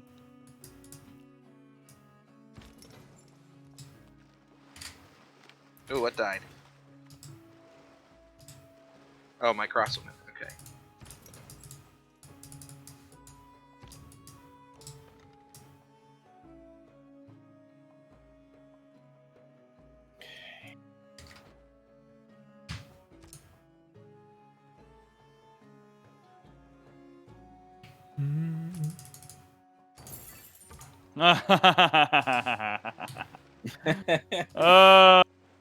Did you like that? That was not ideal. Fortunately, like I said, that volcano going off when it did, oh man, that really hurt me. Yeah, that's I think that's one of the entertaining things about natural disasters, but particularly apocalypse mode, is just those moments. Those well-timed volcano explosions. Have you ever played Russia in apocalypse mode by any chance, Carl? Oh, of course. Oh, isn't it amazing? Those blizzards on command. Ooh. Ooh. Let me get a little giddy. Isn't that right, Zoe? Yeah, it definitely provokes a feeling of some emotion for certain. So it's interesting when we were testing. We were doing lots of mode testing, combinations of stuff, and there was one of the other testers and I were neighbors. He was Russia. I forget who I was playing, to be honest. But it was a warmonger of some sort, and I declared war with I think I had 2 heroes. We had zombies on as well. I marched into his territory. He put down traps. It was a good play. Did some solid damage, but his city was done for. And then I got hit with a blizzard. And in Russia, like you're talking about, you get double damage. Lost both of my heroes. Oh, no. It was awful. Zoe, how much gold per turn are you making? I'm curious. Nothing. I'm making like 23. Like you're probably like it was it was a gesture. Oh my god. We'll see if I can up it. We'll see if I can up it. But yeah, right now that was an expensive deal. But yeah, my trade routes are gonna start up. Okay, here we go. Yeah, now we're going. Oh. So now I'm up to like 90. I seem to be maybe in the wrong neighborhood here. I'm heavily distracted though, so that's good. You're helping them out by keep doing what you're doing. By distracting me. I was really hoping the twins would take out the walls. They left them with like 2 HP, and that really sucks. If you could pull your weight, that'd be great. You guys are like, I'm trying. What? I can't even make a military alliance with you because you haven't unlocked alliances. Like, what are you doing over there? 3 Not turns. getting culture from mines. 3 turns. I feel like, considering how this game has gone for me, I am doing adequately okay. The attacks never stop. Come on, Mr. 100 culture before turn 100 civ give guy. What's going on, huh? I'm trying. Not gonna lie, it makes it very hard when your first 2 cities are taken in the first 15 turns or whatever. Have you even unlocked Great Walls yet? Have you built a Great Wall? Van Bradley? I've built one indeed.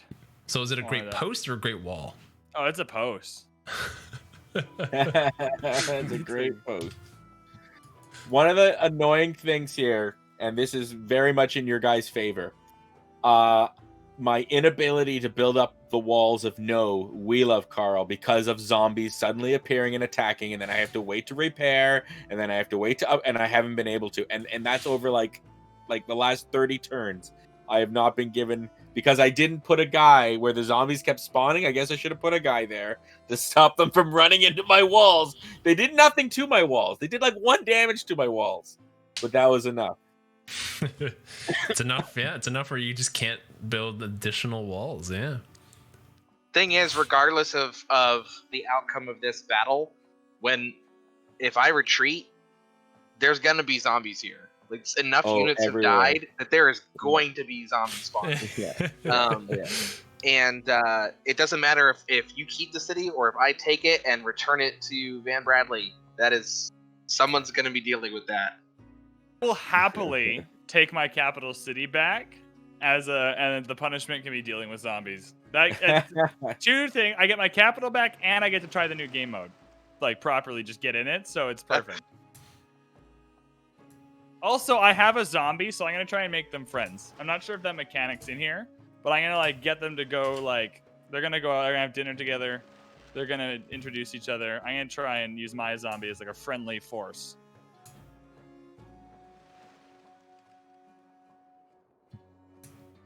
Is there a campus or a holy site in No We Love Carl? There's a good vampire castle. I can't answer that question because you're now the enemy. Yeah. Alright, I got rid of the walls on the encampment. Is my weight sufficiently pulled? Or Probably not. Fair enough.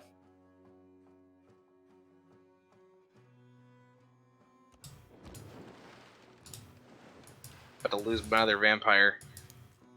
Oh no. The price of progress. Alright, 2 turns we can get that military alliance.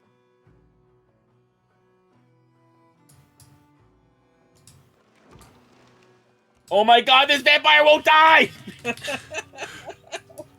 I went so much at it, it's still alive! What is going on here? I think it'd be cool if Moy would help pull his... Moy could probably take out this encampment real quick, and he's just wandering by. How does that make you feel, Carl? Not great. Wait, I can do something. Wait, I can help? I mean, you wouldn't get your 50 gold per turn anymore, which, to be fair, is a good reason not to help. It's a lot of gold, guys. It's a lot of gold. Selfishly, you could probably take out the encampment with those 2 units. Okay, well, I mean, 54 strength. I have 17 strength at this guy. This basically scout melee hybrid. Maybe not. Well, there's a knight there, though. No, I would die immediately to it. I don't know what you're talking about. Well, never mind then. Hey, look, it's me being dumb again. Hey, look, it's me being dumb again. That's my favorite button. How many buttons do you have of just you saying stuff? Do you pre-record those, or do you like take them off screen? Oh, I pre-record them. I pre-recorded those. I can just see you sitting there. Oh yeah, dude. I should have recorded me just sitting in front of a microphone for like 10 minutes, being like, yo, what? Yo. Why? Hey, look, it's me being dumb again. I would just repeat them over and over and over until I got a take that I liked. It's very embarrassing. If that had been public, if that had been consumed by the public, that would have been embarrassing for sure.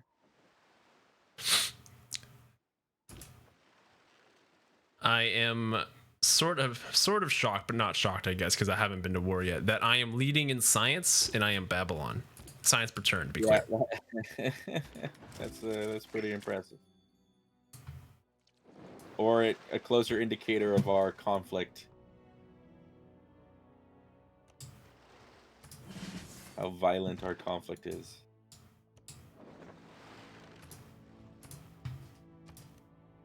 There, finally.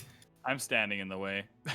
Whoops. We equipped him with silver arrows. I shall move that unit next turn. Water and all sorts of stuff. Holy water. We tried everything. A lot of it turned out to be BS. But in the end, he succumbed to this sharpened stick.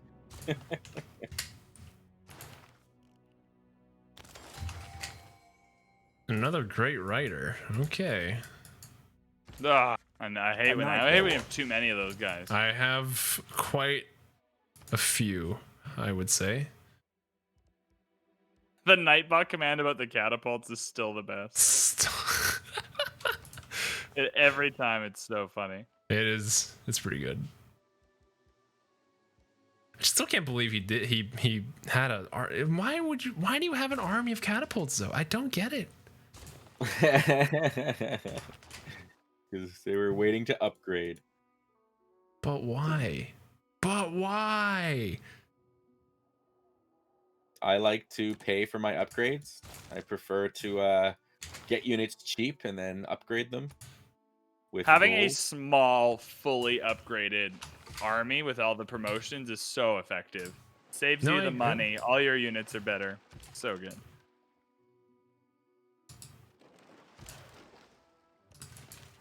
Like, the volcanoes are, like, so intense that they're going, like, it looks like 3 squares away. Oh, no, that was a flood. Oh, my God. Should be going 2 squares away, I think is the...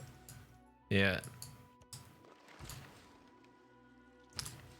I gotta stop playing the expert here because Carl's here. I keep forgetting about that.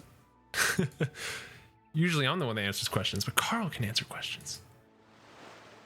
Someone's wondering, Carl, how long you've been working on Civ 4. I mean, S-M-I-R-T. Well, I never worked on Civ 4.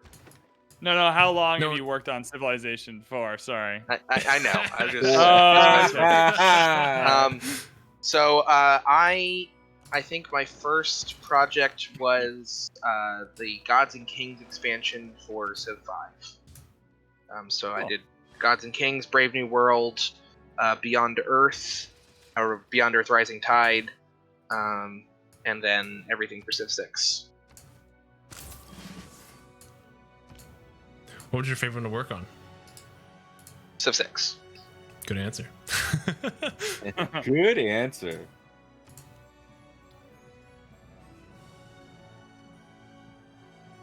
Boy, I hear some good music right now. Thanks, Babylon? Oops. Nowhere for him to go. Alright, I'll pull my weight. Do it. Do it. Why, Moy? Like, at least I have a shot here. Alright. Hey, I did say I'm embargoing you. I mean, this should not be news to you, sir. Bring it on, world. I had to go and all team up. I'm that much of a terror. I understand. I understand. I mean, it is impressive that you've managed to get all 3 other people in this game united against you. Yeah. That is an impressive feat. He went to war early, man. It was vicious. He was a vicious man. I would recommend Carl, if you can see this. I don't want to give it away too much. If you can kind of look around your army and you see a certain unit, I would recommend something. I think you would understand where I'm getting at a little bit. It's just kind of keep saying it, and maybe you'll understand. Are you going for the top one or the bottom one? The one right next to it. The pointy one or the flat one? Pointy one or flat one? The pointy I feel like one. I'm getting my I think the pointy eye one is like the one I'm A going or B. Okay. Although, if I'm on this, well, how would that work? No, okay, yeah, pointy one. Pointy one, hundo P.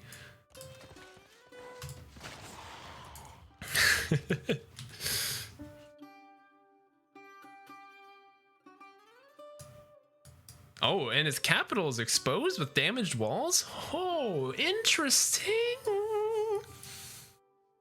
Damaged walls, it's like a tiny fraction of damage. No, It's his true, capital is 33 out of 100. Oh, I'm thinking I just got hit by a massive flood, and it destroyed my wall. I'm foolishly thinking of my old capital, the rightful capital of the Chinese Empire. How did you not know Carl was joining today? Because like me, you sometimes live under a rock.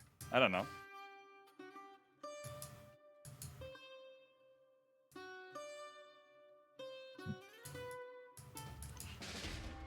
Oh no, who died? Oh, whatever.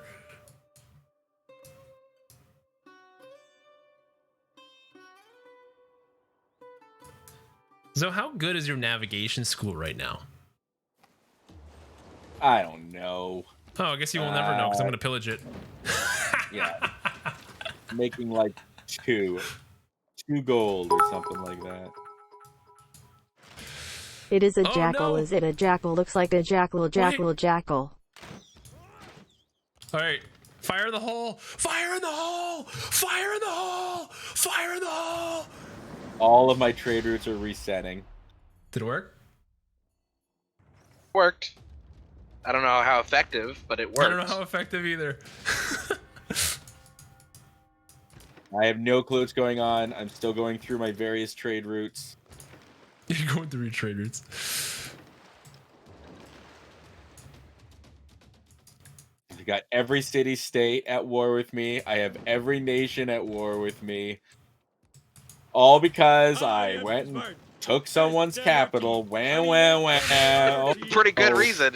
It's almost like you made a mistake early game that costed you the some enemies. Nope. You know. I told you, no muffins. Oh, okay, my bad. I'm sorry. I'm sorry to assume that. Silly me. We can't all have started on our own continent, Moy. Well, that's true. That is true. It is true. I actually had a phenomenal start. I want to know what would have happened had I been able to hold on to that city, because I was.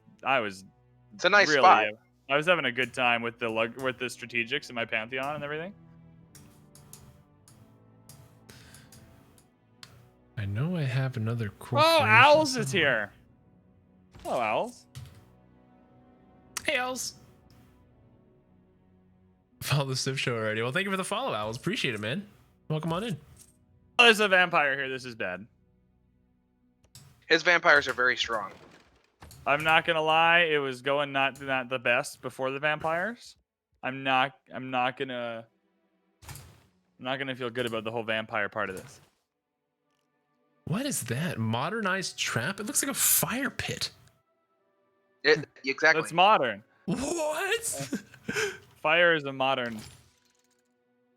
They didn't Pretty invent bad. fire Cool. come modern times. You know that. Everyone knows that.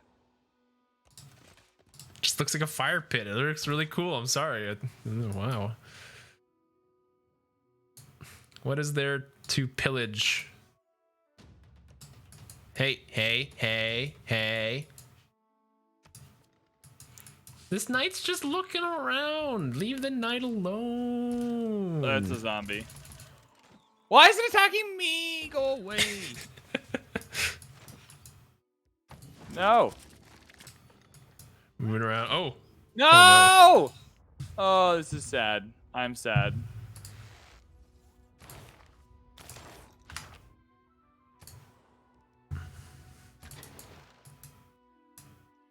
All right, I'm gonna try my zombie diplomacy strategy. If I put my friendly zombie here, they're gonna be best friends with those zombies. Everyone knows that. That's my new plan. Zoe killed my soothsayer. Oh. I got no clue what's going on. I have to go. I can only go one area at a time. So I gotta get around to anybody that I can. I will declare peace if you give all the cities that you've taken back to their original owners. I like that deal. But we can't declare peace for like a long time now. I will stop attacking you if you give back. Nah, let's just What have is the not last yours? 50 minutes is to give the people what they want. It's chaos. Killing Zoe is what people want to see. Let's give that to them, Moy. Don't deprive them Okay. of what they right. want. Okay? Oh, all right. If you say so, buddy. If you say so. We got Razing Zozo here. Come and bring the death. Get some Raging Zozos in the chat. Stop. I need to stop keeping my name as Beat Vroom when I do these kinds of things. Every time No, it's someone the in the best. chat mentions it.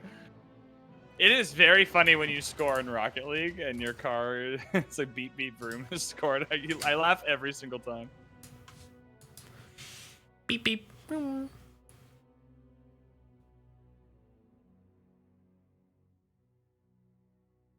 Carl naming himself Beep Beep Vroom and VB naming himself Borderline. Oof. That'd be confusing. The great bamboozle of the Civ show. Do we have a deal? Is the original cities going to the original owners? And that North City, I don't know what it is, should go to Carl. Near Fates should go to Carl. Yeah. No, I told you I don't care. I said I don't care for your deal. I said the last 50 minutes of the game, let's give the viewers what they want. Everybody killing Zoe. So yeah, you can come, you can destroy me. I take back nothing. I fully used my wondrous heroes in the way that I saw fit, and I did a rush. I didn't kill him completely. I left him moo cow supremacy, and you know. I didn't kill Carl. I shook things up. I made for an interesting little shtick. I can't apologize for that, Moy. So if you have to destroy me, then come and get me. All right. You heard it here. I'm allowed. Too bad Mulan can't attack while embarked anymore, because that would have been able to use that. Describe what you're doing is killing exactly. I would call it like poking the bear. Is closer to what I'm doing. There's not a lot of death happening. I hear a lot of war happening, though. It's a lot of war happening. If any death is happening, it's typically my units. Zombies shall spawn for sure. Oh, there'll be zombie spawn. You just better scouts. believe it. Scout. And then tell Zoe that you're just doing the 3 laws of scouting. And then you'll be fine. What are the 3 laws of scouting again, Zoe? First, you got to build a scout. Then you got to find a scout. Then you got to kill a scout. Ooh, okay. Very circular. And at what point do boats become involved? I guess a boat could scout, in theory. I just remember there used to be a rule of boats or something. Should have built a boat. Should have built a boat. Yeah, that's what it is. Should have built a boat. He should have built a boat. Oh my goodness, his nows are strong because of the free promotion. Yeah, that free promotion is helpful for destroying. That's 7 combat strength against naval units is good.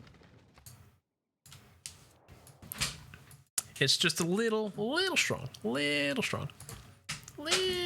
bit up there. And the fact that I can't find nationalism. I can't build any cores. Right. Maybe I can advance the era and we can make everybody go into a dark age. Would that make everybody feel good? That'd be so funny. I'm pretty close to a golden age. I'm 20 points away. 23 points away. Oh, that's a lot of points. Oh, there they come. Wait, we're zombie friends, man.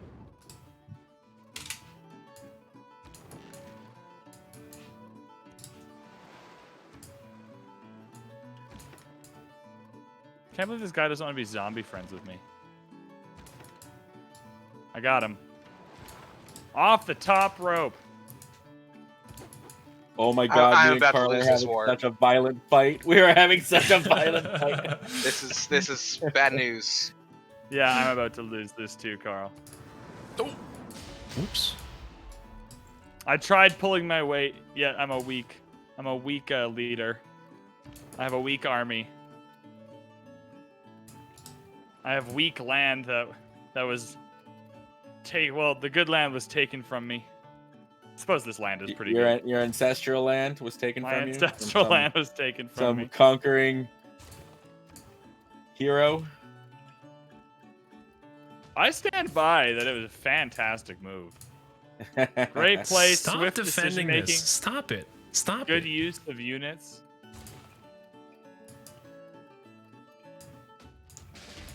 Oh no, I have units dying now. My caravel? Yeah. Okay. You can't only admire good civ play when it's you doing it. You gotta admire when it happens. I need to practice getting absolutely destroyed for the multiplayer match I'm in over the next couple weekends, because I'm gonna get ruined. So I just need to practice the. Oh, dude, Potato McWhiskey, TGM. I don't even know. Man. I don't even know how I ended up in that thing, to be honest. Like, I'm so happy just to be there now. It's gonna be like, huge. That's gonna be so much fun. Yeah. Like if someone ever asked me, do you think it'll be in a multiplayer game with Potato McWhiskey? I'd be absolutely not. Like, how would that even happen? So I'm excited to just kind of accidentally come along.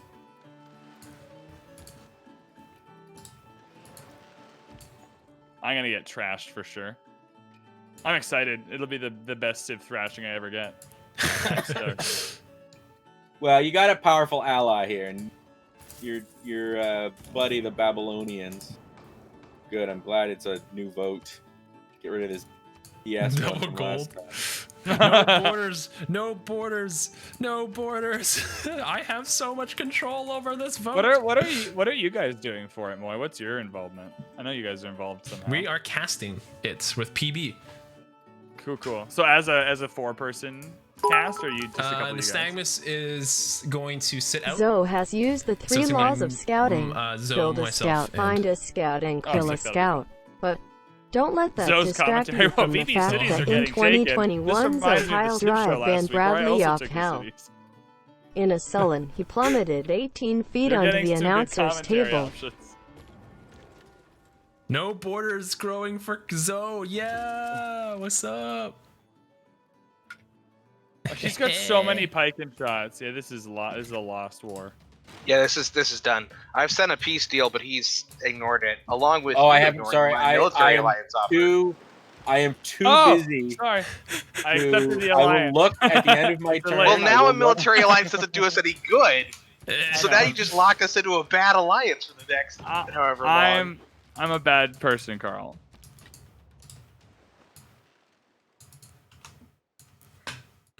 I'm hitting him from the side. I'm doing my part. Okay? Doing my part.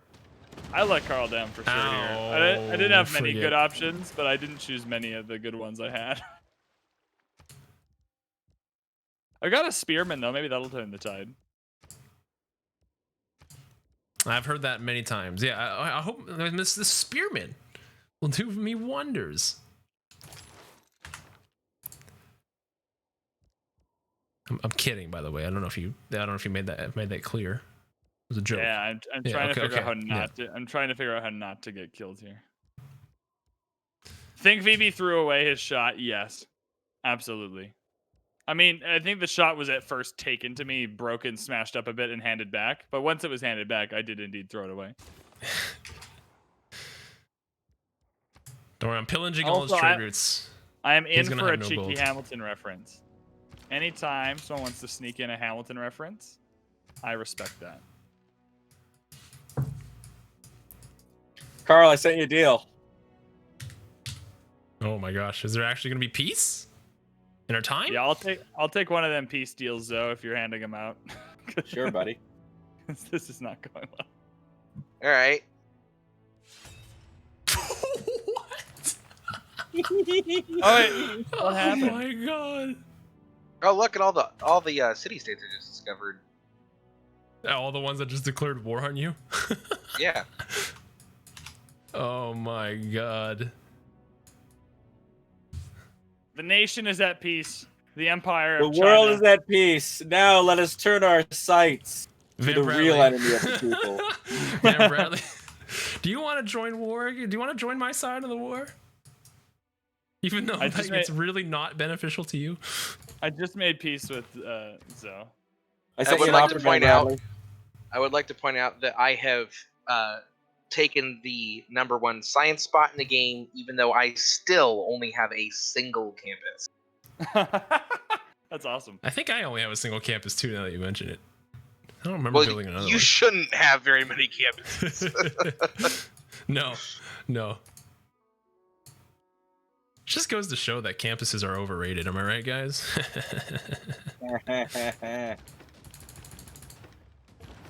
Get out. Build one campus, Stratus OP. I feel that. How does it feel that your land is getting pillaged there, Zo? It doesn't feel good. No, I bet not. Trade routes are crumbling. Her walls are. But tumbling. like you have a knight that's caused me some ruckus. Like I will track him down eventually. Oh, you still haven't found him? He's still doing his thing? Well, I had him almost dead, and then I was distracted and had to put my attention elsewhere. Oh, ain't that a shame? It is a Would bit I of a say shame. I'm helpless? Yes, and also not very satisfied. Ba-doom, ba-doom. Ba-dum-psh. Double Hamilton references. Finger guns. Haha. Man, you got a lot of zombies on your island, guys. Holy smokes. There's been a What's lot of going on war. over here. Yeah, There has no been kidding. a lot That's the of key war. mechanic behind zombies. If there's a lot of war, there will be a lot of zombies. Yeah, I see that. I see that. And Oh my and that's God. intentional. Like we wanted it to be so that you could have zombie mode on and potentially not have a lot of zombies in your game. If you end up trying to play peacefully and have that be sort of a challenge that you're working against. We didn't want it to be just like this is always going to wreck you kind of mode. Mm-hmm. I like it. I think it's Carl, a great philosophy. Like, I have a question. Was there anything that you released with the new Frontier Pass, or maybe even in Civ 6 in general, where everyone did the testing, you guys mapped it out, you guys released it, and then the community found like a cool, inventive way to use it?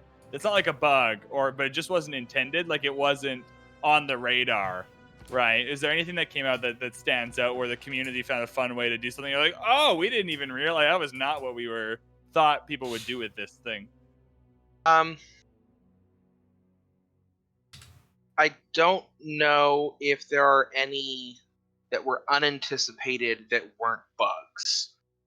So, like, Right. for example, the Soothsayer Great Bath strategy, we were aware of that and intentionally left. We've seen some really cool uses of it. That's been a lot of fun. The same thing is true with Vampire Castles. We knew that Vampire Castles could come up with some pretty crazy combinations, and seeing the way that the community has used that and the kind of really high stacks that they have developed has been a lot of fun. But we knew that would be the case. And then same thing with Preserves. When Preserves came online and the kinds of crazy yields that you could get with the Inca, with Bull Moose Teddy, and again stacking Vampire Castles, we knew about that and it was intended, but it's still fun to see the outcome. I think that the community, in all of those cases, the community has had better results with it than what we saw during testing. But that's also intentional, or not intentional, but understood, right? Because when you're testing a game, and this happens a lot. Like people ask, when a bug goes out to the wild, and people are like, well, why wasn't this found or something? In many respects, it's because of the amount of time that the testers have on it versus the amount of time that the community has on it. Right. We could spend 40 hours a week every single week testing the game, but there's only so many of us, and we'll get 1,000 hours, 10,000 hours, whatever the math is. I'm not sitting at a calculator right now. Well, I am, but I'm not going to stop playing to do that. Let's say we get 10,000 hours on it. The community, if 100,000 people, only 100,000 people play a launch for the first hour, that's 100,000 hours, which is 10 times more than in this example we've put into it. And again, I don't know the exact math, but that checks out. That happens every single time. So within 1 hour of gameplay, there's been more time on a game than we have ever spent testing it. So when we see either whether it's bugs or whether it's features like yield stacking that come out that are stronger than we experienced, that's why. It's just because there's more eyes, more time spent on the game, and so there's going to be more examples of it coming up. Is it also correct to assume that when you guys are doing testing, like part of it is game balance stuff, but lots of it is like testing the code, making sure it's stable, making sure it works on all the Oh, different absolutely. platforms. Like it's not you're like testing isn't just like spending time in the game to make sure it feels good and optimal usage and all that. It's all like, is it shippable? Is this going to crash games? That type of stuff as well. Yes, yes. Interesting. I do not know what I want to make here. Let's go ahead and just get this down. What's the process like to like set up a test? Is it can you literally create any scenario in the game and you just kind of like let it go? So we have, yeah, basically we try to set up all situations that we can come up with, that we can find examples for. That is part of what we are striving to do. But there's always going to be things that we don't necessarily cover or think of. Just, like we're saying, the community can be very creative with stuff. There are things that they can come up with that we didn't think about checking. That doesn't happen very often, but it does occur. Okay, Zoe, I see your vampire. We talked about it earlier, Zach Domingo, and it was Maya was very, very powerful before launch was the answer. I like thinking about that, like just Maya with like 30 or 40% boost on all her stats, just roaming Quite around. that high, but it was enough that it was very strong. And that's before any other modifiers, right? Before you get something like rationalism or any of the wonders that provide a percentage boost that also stacks. Oh my god, Zoe. It's a good old naval battle. This is nuts.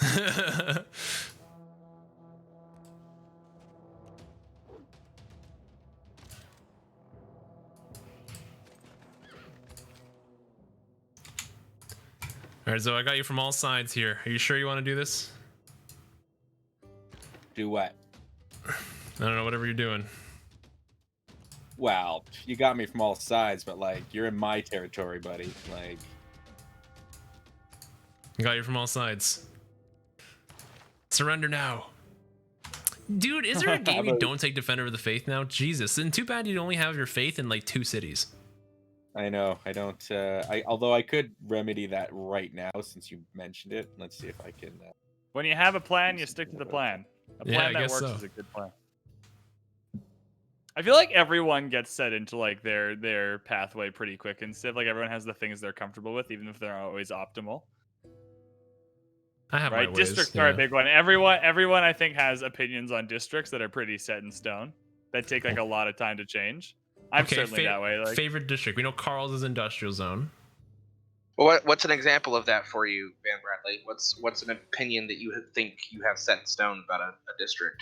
So I'll give you 2 examples. One that changed over time, and one that I'm still not quite convinced on. So the entertainment complex is one that throughout the Frontier Pass has really changed for me. I found myself through all the patches, through all the changes, really loving the entertainment complex balance with the amenities. I feel like it perfectly fits in. I found an easy way to build it in to the build order. I'm making much more use of planning my cities around a central zoo or a stadium, and like that kind of balance shift that has really made me appreciate and enjoy building entertainment complexes more. The Diplo Corridor is one for me that I can never find the right time to build it. Whenever I build it early, it never feels powerful enough. Whenever I build it late, I feel like I should have built it earlier, right? Like sometimes I'll put it next to the city just to get the envoy if I need it. It's just one of those things that no matter what I do with it or how I think of the best case to use it, or I just can never seem to find the right thing that vibes with me. Not that it feels bad or that I think it's a bad district. I build it in every game. I just never find that point where I'm like, oh, that was awesome. I'm glad I built that there. I've never been able to like figure that out. So that some of the districts that we have come out with during the New Frontier Pass, like the Preserve and like the Diplomatic Quarter, are more niche districts than usual. And we're aware of that. It was intended that way. So the Diplocorder is particularly useful when you're going for a city-state diplomacy type game. So if you're doing a Georgia playthrough, or if you're doing a Pericles playthrough, then the diplomatic quarter can become very strong. But if you're going for, if you're taking over city-states, or somebody else in the game is taking over city-states, then obviously you're not going to be as useful. I really like using it under those examples, like the city-state diplomatic style, but also for the anti-spy abilities that it has, for if you're going for like a science victory. If you can put like a centralized diplomatic quarter and then put your space districts around it, your spaceports around that, then you put a single spy in the diplomatic quarter to then radially protect all of your spaceports. It's very good. That's interesting. Yeah, both situations I've never either thought about or encountered. That makes a lot of sense. I'm seeing a Killwa synergy now that I didn't before. There's definitely Killwa. Yep, Killwa. Yeah, Killwa together with Diplocorder can be very powerful. Interesting. It's another thing when it comes to like game time, right? You could play this game all day, every day, and never run into enough situations even to really have opinions on something that are fully fleshed out. I'll definitely try that with the Killwa now that you say that. That seems like a really fun little synergy that I've never... do like a Pericles game with Killwa, and I guarantee you'll have a lot of fun. Right, I will. With the Diplocorder. I shall. Zoe and I are absolutely just ramming each other's boats into each other. Like, it is a violent. There's a lot of people in chat talking about the Diplocorder. I wasn't saying it was bad or anything. It was just a feeling. I just never found the vibe that I was like, when I can get a good preserve and I can see the yields, and it's much easier to see. I'm like, ooh, that's really good. It was more like every time I build it, I never get that, oh yeah, this is awesome feeling. Put it this way: who's built Diplocorder this game already? Raise your hand. I generally don't build diplomatic quarter. I haven't built it either. I have not. Primarily because as Gaul, it is harder to build districts. Like, I have a district slot available in my capital, but I have nowhere that I really want to put the Diplocorder that would be advantageous for its anti-spy stuff. I don't think, like, if I could build it adjacent to my city center, that'd be a different story, because I could protect a campus, I could protect a commercial hub, I could protect my city center with that, and then get the yield on top of it, and that would be nice. But I can't build districts next to my city center, so that is a big factor for me, at least not building the diplomatic quarter, or else that would be my go-to building. Similarly, I have a decent spot for a harbor, and I'm not building that in my capital because we have Portugal in the game. All right, fair enough. When you guys approach testing and game balance, how much is it looking for the actual balance, the numbers, the win, not the win ratios, I guess, with Civ, but whatever metrics you guys have to balance the game, and how much is a feeling? Like, it has to be balanced and it has to like feel fun and feel good. How do those processes intertwine there? I read a dev post from Apex Legends the other day, and the dev that was doing that post had a really interesting kind of, just lots of interesting thoughts that I found kind of intriguing about trying to fit in things that feel good into a balance, into a very, like, one little tweak could throw the whole game out of balance. And so the dev there was saying that it was a bit of a struggle sometimes to merge the two. Yeah, it can be a struggle. Part of our job as QA is to make sure that the game is fun, and that is something that we're constantly trying to keep in mind as we progress, and that's something that we give feedback on to the design team. We have a very positive relationship with the design team for Civ. There's a lot of dialogue back and forth with them, and so we'll let them know, like, hey, we've been using this ability and we just don't think it's that fun, or we do think it's a lot of fun. And they listen to that and take that into consideration. But then there's definitely a lot of data that goes into it as well. And oftentimes we will attempt to back up our feedback about fun with data. And so we will come to them with the numbers across. We'll play a game, the same type of game repeatedly for a week. Everybody is on it or something. And so we'll bring all the data points from those games and say, here's the numbers of why something is not as strong as something else, or is too strong compared to something else, and we are not having fun or are having fun with it. And it works very well to approach it from that perspective. But so yeah, we do both, and we do a fair amount of both, I think. Cool. That's awesome. That's really fun. I like that.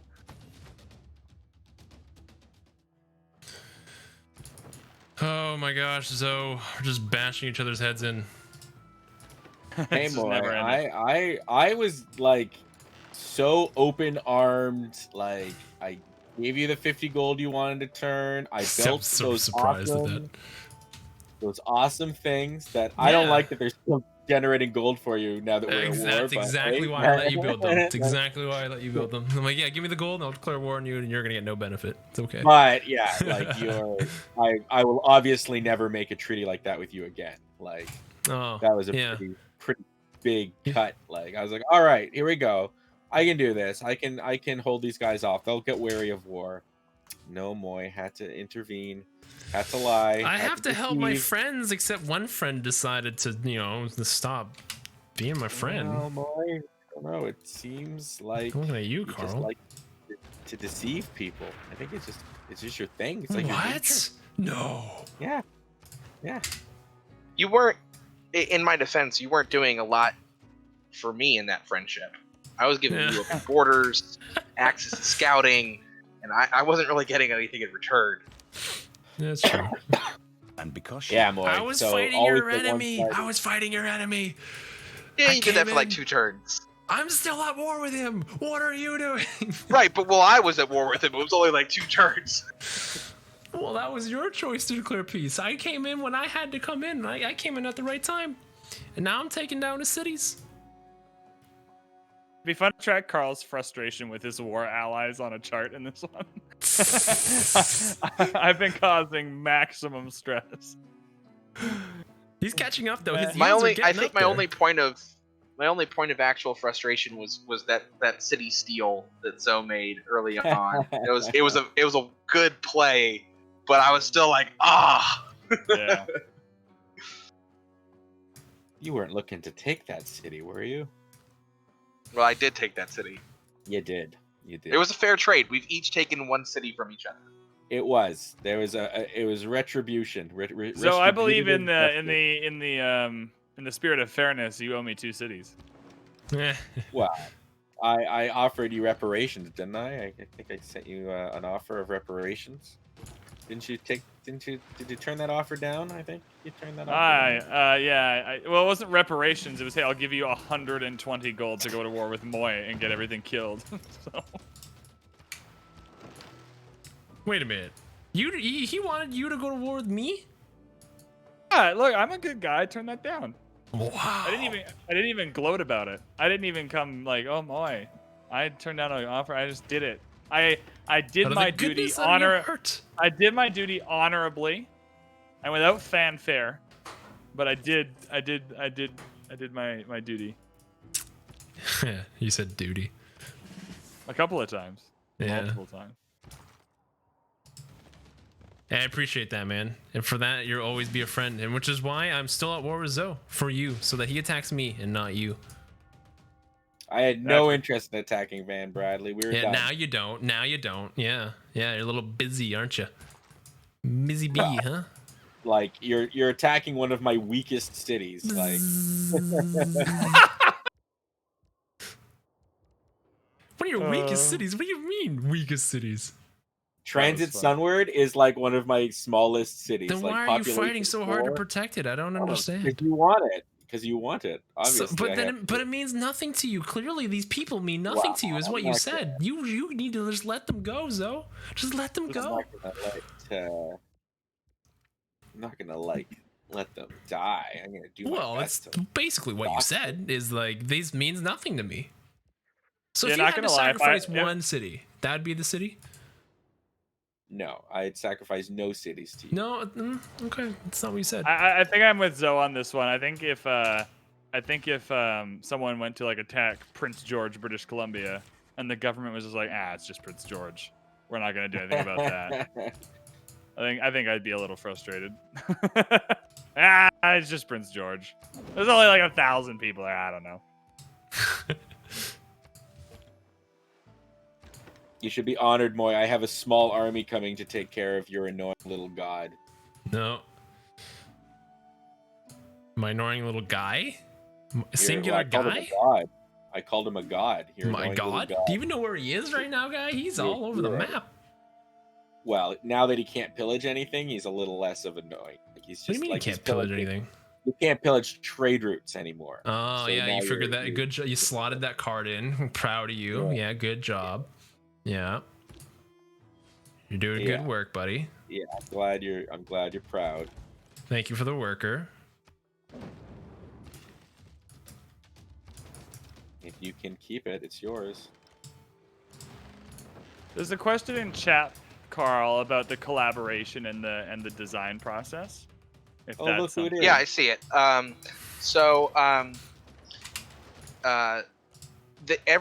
Every system that goes in, or every civ that gets designed, has somebody in charge of it, has a designer in charge of it, and they're the ones that come up with the initial design.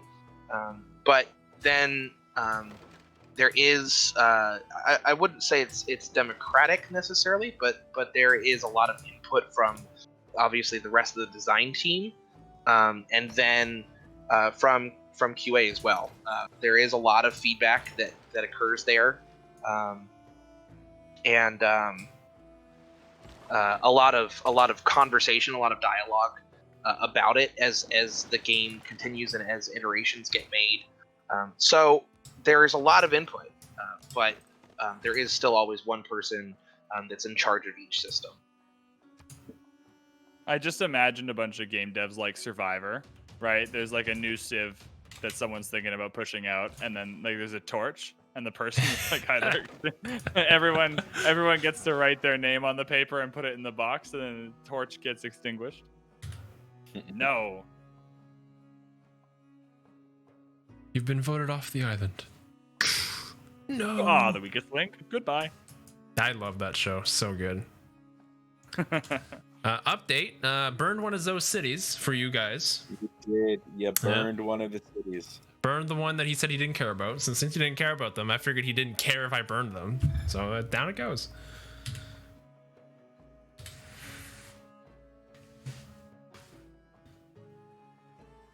I also see a vampire castle here. Is that Zoe's?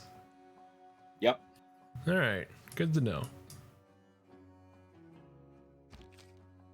You should go kill it. I am gonna go kill it. I think it's a good idea. I think it's a great idea, Zoe. Thank you for the great idea. I'm looking forward to you destroying it. Well, I'm looking forward to you looking forward to me destroying it. Well, then it looks like everyone's looking forward to the same things.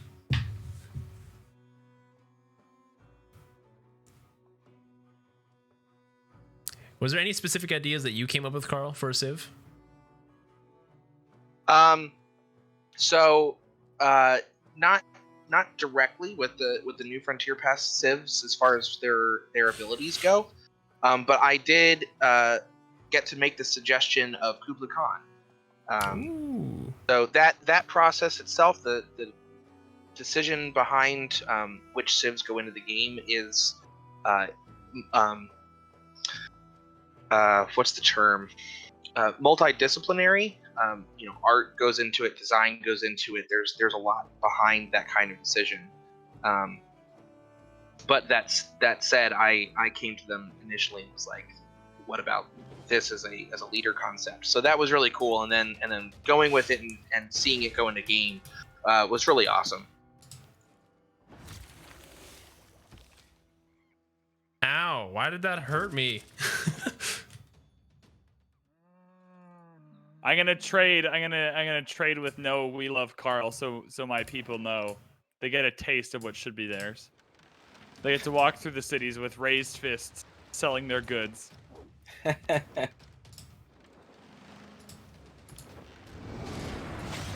Oh no, Sun Wukong has died. The amount of passive aggressive on this stream is too damn high. Oh no, not high enough. I'm not gonna call what happened to me passive. It's aggressive though. I don't know if it was very passive. I felt the aggression. I'm gonna build the Diplocorder. I've been convinced. Yeah. Okay. I have built my Diplocorder now because I since I'm not actively at war with a neighbor, I wasn't pumping out units. So I went ahead and took the opportunity to build my Diplocorder. It took me only one turn to do.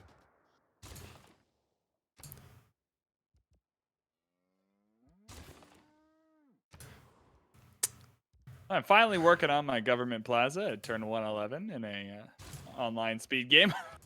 Perfect. Good job, buddy. You're working it. This is ideal.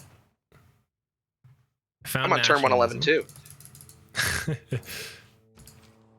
How many turns into the new arrow though? 7? I need 8 points. Okay. That's doable. That's That's I'm already 4 over. Point. What are you even doing over there? I have too many cities and I'm at war with Zoe. My favorite point in every Civ game is when it's 1 or 2 turns till the error flips. You've completely forgot about error score and you're just mad scrambling to say, can I get 26 error score in 2 turns? Like, how can I do this? How do I do it? How does error score work? I don't know. Where do I get it from? That's usually how I panic. My favorite strategy is to like sell all your niter so you can build, or sell all your whatever it is so you can build a lower tier unit that you didn't get. That's my favorite one. I'd never thought about that. That's my favorite way to get arrow score that I've completely forgotten about. Is pretty genius. Yeah, like if you don't have an iron unit, but you have a musketman, or you like, or whatever, or no, so you've unlocked muskets, but you've never built an iron unit. So you sell all your niter so you can buy a swordsman again instead. That's the play, like something like that. It's clever.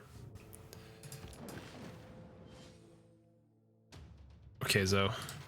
You go here, you move here, no. Absolutely, okay, whatever, dude. You will die for that. You will pillage for that.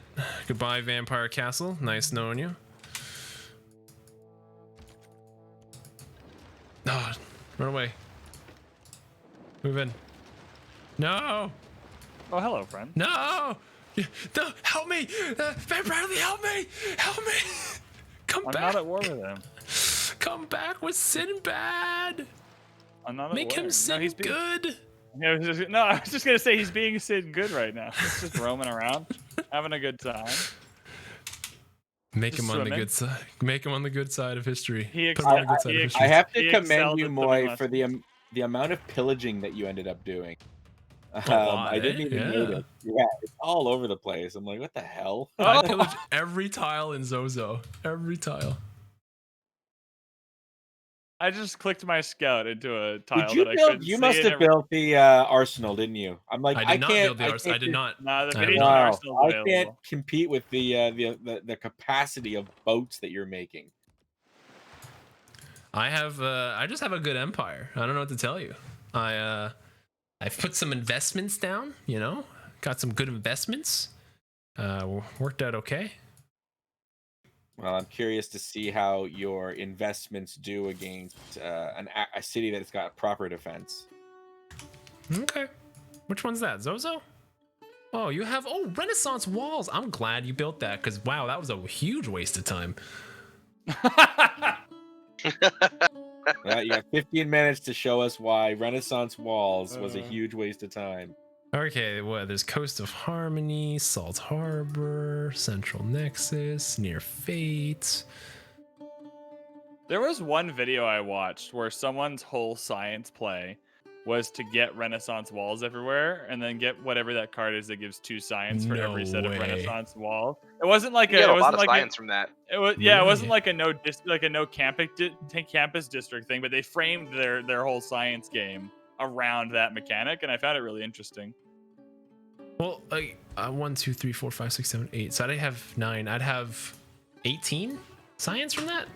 Is it? Like it's. I guess if you count it as a percentage, it's not bad. Yeah, it wasn't like their whole science game. It was the only time I've seen someone like make a concerted effort to get a portion of their science that way, not by accident. Like they weren't going to build Renaissance walls anyway. They do it for the card to get the sign. It was interesting. It worked well. They won the game. I can't remember exactly what the details were. I remember it working better than I thought it would if you had just described the idea to me.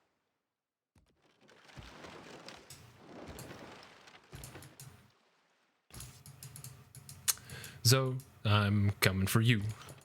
I'm coming for you. I'm gonna kill your empire and it's gonna be fun. Yeah, yeah.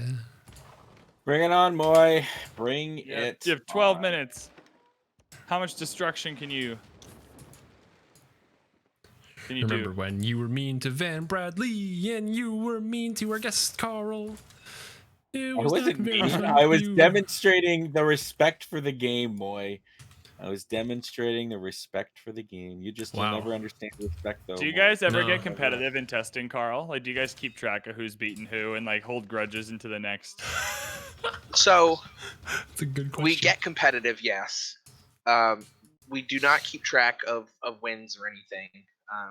That would be a bad idea. And we do our best. Yeah. We do our best to not hold grudges. I will not go so far as to say that there have never been grudges, or that there has never been payback delivered for something in a game, like a capital being taken. But for the most part, we try to go from one game to the next with a clean slate because we have to work together all day, every day. And if we were to hold grudges constantly, that would not go very well. You hear that, Moy? Absolutely, for sure. No, I don't hold grudges. What do you mean? I've never held a grudge in my life. That's one of my favorite things that people say to me when I interview them. Like, I'll ask them just whatever, and they'll be like, I don't like drama. I don't like gossip. And I was like, that's a red flag. If you're bringing that up, like, I don't know. I just find that, like, I've never held a grudge in my life. And you're like, okay. You've never once? No one's ever done anything to you where you never once been like, I didn't like that. I'm going to get that. I'm going to get him back. Like, what do you... There's a difference. There's a difference. A grudge is like a long time.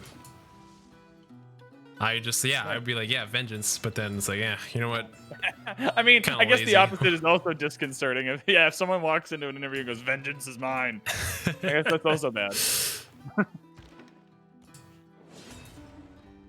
Who declared war on me now, huh? Geneva? Geneva. Why? Why? Geneva. Borderline. Geneva. Borderline.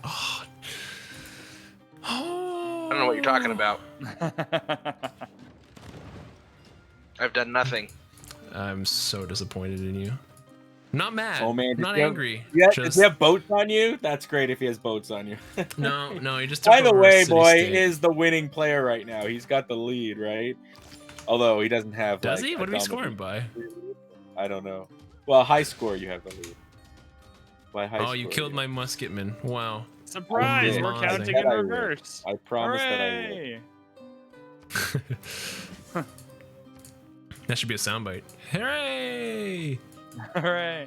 I need to find something to get rid of the air horn. The air horn's so annoying. It's so fun though. I can't bring myself to get rid of the air horn, but I also can't stop myself from just abusing it. So I need to find a new thing. Make it Mansa Musa's laugh. Oh, that would be good. That's a really good suggestion. Van is still alive, yeah, by the grace of Zoe. I'm assuming it's not good policy to wipe your guests completely out of the game. Generally, no. Generally, if you're on for 4 hours and you have no cities half an hour in, it's probably not as fun. Not a whole lot of fun. we did a few surveys. And yeah, we were able to piece that together. I will say though that I am not alive by my own accord. I was allowed to live. He let me live. Yeah. If this was like The Witcher, he would definitely have claimed the law of surprise. I claim the law of surprise. That show is so good. So It was a great show. Witcher was great. The books are great too. Show was the great. game is great. The game's amazing. Oh, The Witcher 3 is So one of good. the. It is that and Skyrim are the two games, like of that genre that I put hundreds of hours into. Like The Witcher 3, just forever, just completely had my attention. The same way Anno has it now. I would just hop into. I wake up, hop into The Witcher, play Gwent for 8 hours, feel like I had the best day ever. Gwent, don't kill me. Gwent is one of the best. My only problem with Gwent is the version they released on mobile is missing like the middle card ring. That's the top and there's only 2 types of cards. Yeah. Whereas in Gwent in The Witcher there's 3. And it completely ruins. I would pay for Gwent. If Gwent Online was the same Gwent as in the game, I would definitely pay to play that. Open packs. Ooh. It's so good. It started that way. When they first put it out, it was exactly the same. And it's gone through a lot of iteration since then. Oh my god! Interesting, because obviously it's popular enough in the game for them to make it want to make it a separate thing. So I wonder why. Maybe the audience was different. Maybe I don't know where because if the reaction was great to it in the game, and then they were like, "Hey, we're gonna make a separate Gwent thing." I'm surprised. I think a large part of it comes from the evolving need, right? In order to continue. Coming out with new cards, because it's not just the cards that are in the game, they're continuously coming out with more and more cards. That requires different mechanics, and as the balance changes around that, they have to continue to make iterations and balance changes on the existing mechanics. So I think that it's been a long time since I've played the standalone Gwent, but while it was very different from the in-game version, I was still enjoying it a lot. Oh, interesting. I tried it. It was good. Like when I played it, it was fine. It just wasn't the same. I didn't have the same charm to me. It doesn't have the same charm. Yeah. The more you play it, the more you adjust to it, though. And then, I think that I think it has a lot of interesting potential as a different type of game from Gwent in Witcher 3. I also think Gwent is a great example of how the environment can inform the experience. Like separate from Gwent or the balance or any of it, like in The Witcher, you only ever play Gwent. You walk up to the pub and the innkeeper sits down. And he's like, "Want to go for a round of Gwent?" It feels like a very fun, friendly, social experience in the game. And so I think that really helped my enjoyment of it. Is I felt like I was going from town to town, meeting all these cool people that no one's ever heard of. Right, you're this big famous Witcher, and you're going and just playing cards with the local people. I found that a really fun environment to play the game in, and maybe that's what I'm missing from it as well. Makes sense. Oh my god, a zombie appeared in your capitals, though. Oh, there's a couple of zombies in here. Oh, I guess I'll just leave them alone. Built a trap? It's a trap. Yeah, it kind of looks like a mini Sarlacc pit from Star Wars. Like a little miniature.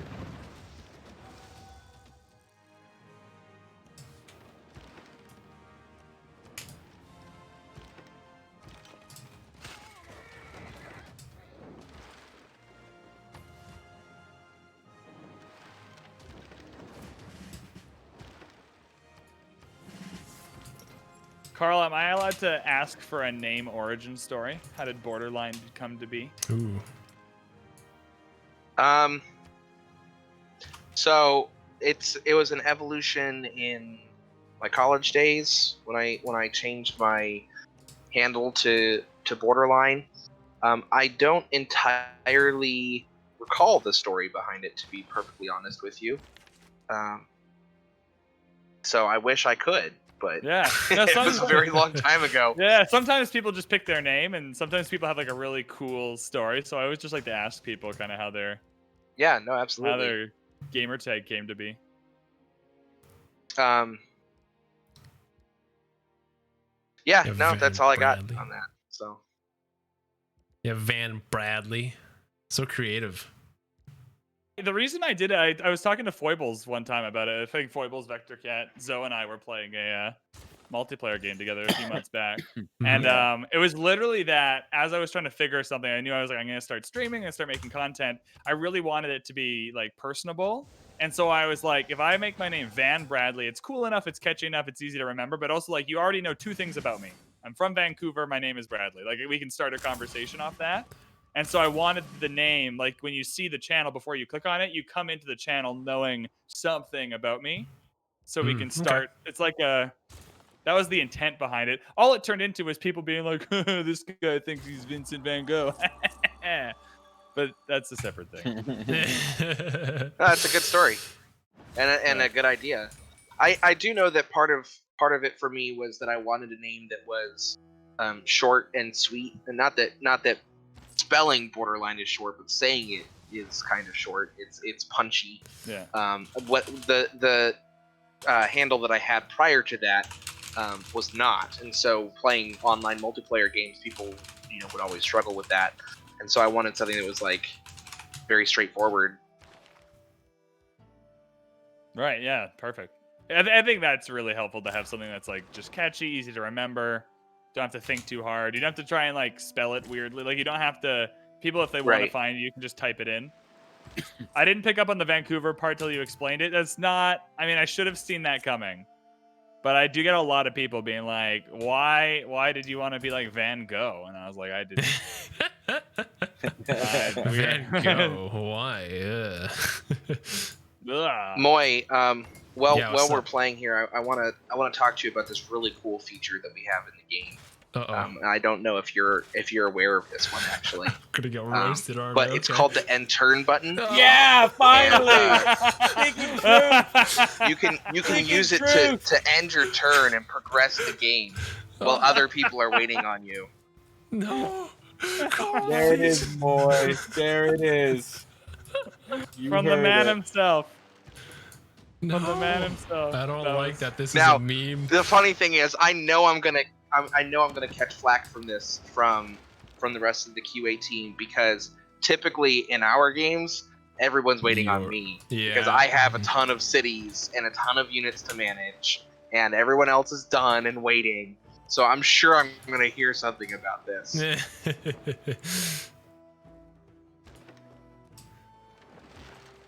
Come on, Zo. Worth it. Worth it.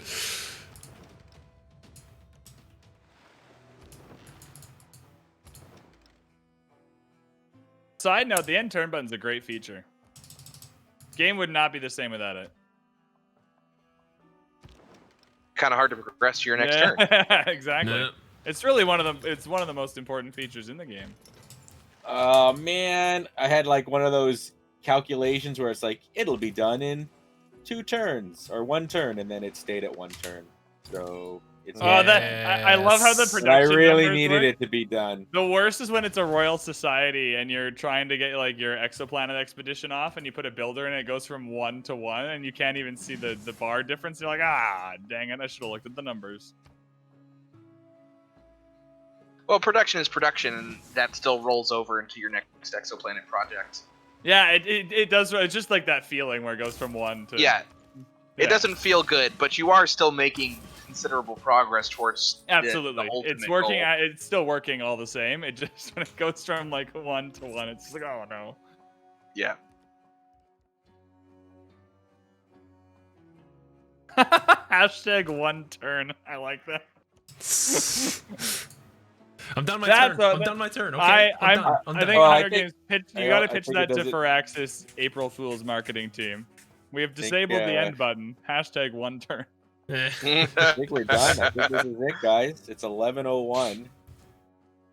Oh, you are so. I'm about to get nationalism. I'm like killing Zozo. Time flies when you're having fun. So unfortunate, boy. You're getting nationalism and what have you. Wow. You're gonna really disappoint 77 people in here right now, Zo? Is that what it is? Wow. Well, what can I do? Isn't this what's supposed to happen? Isn't there a special rule where I can declare that I'm gonna take out a city? Hey, you just reached a dark age too, buddy. Look at you. I know. Both of these cities are hanging everything out. is flipped. Yeah. I think we should play it out. Like 5 turns for that to flip, 4 turns for that to flip. Wow, Zo, we're suffering. What happened to you, buddy? Because it said it would be built in 1 turn, and then it wasn't built in 1 turn. I was not able to build a wonder. So I was about to build a wonder in Xing and now it will get built. But yeah, that's pretty much that miscalculation and sudden adjustment. I mean, the good news is it's not flipping to me. I think I can get Zozo in a couple of turns. I think I can do it.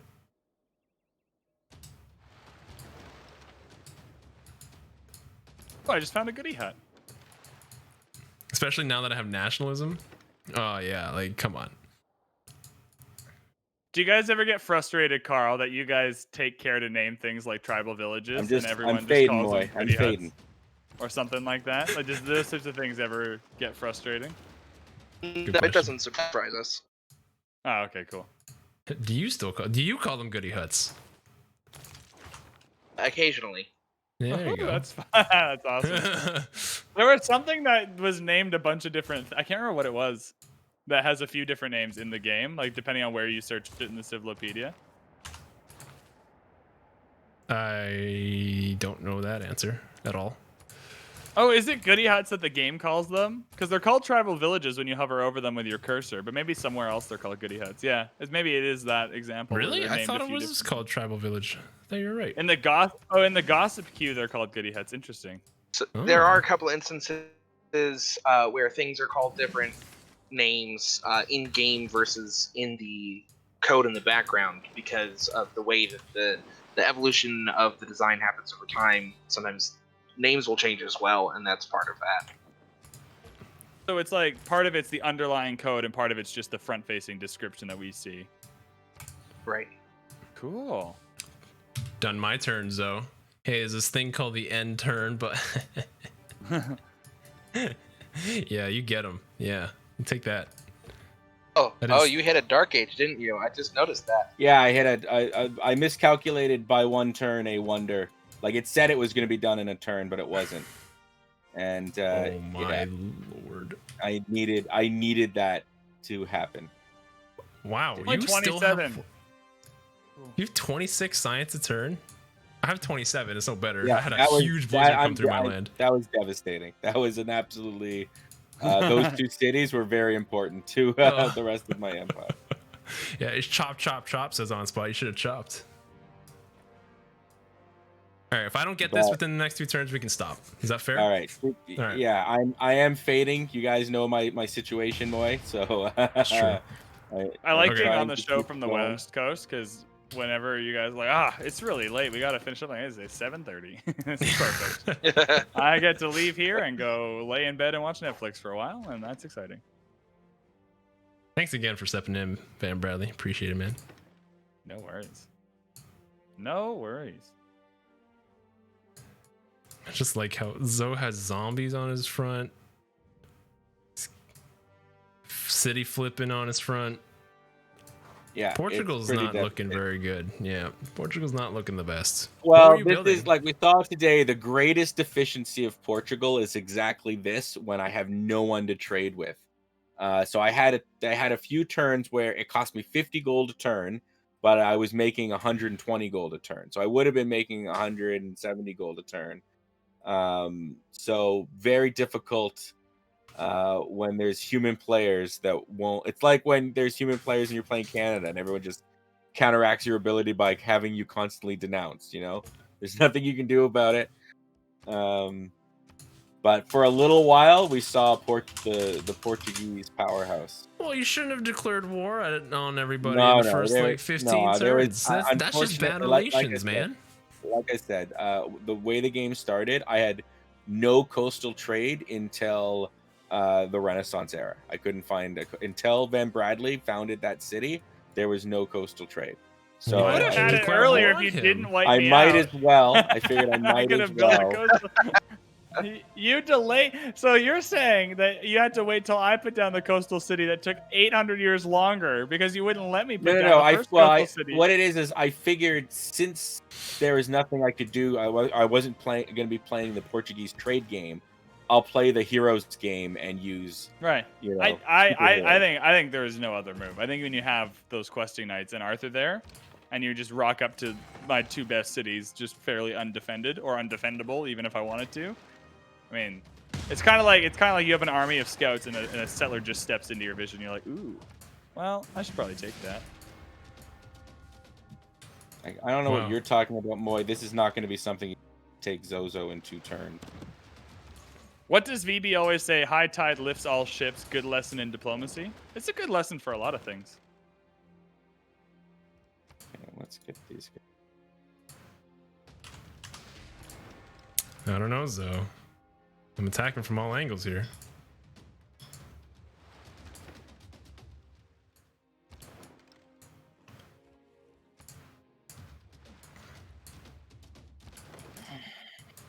Oh no, run away.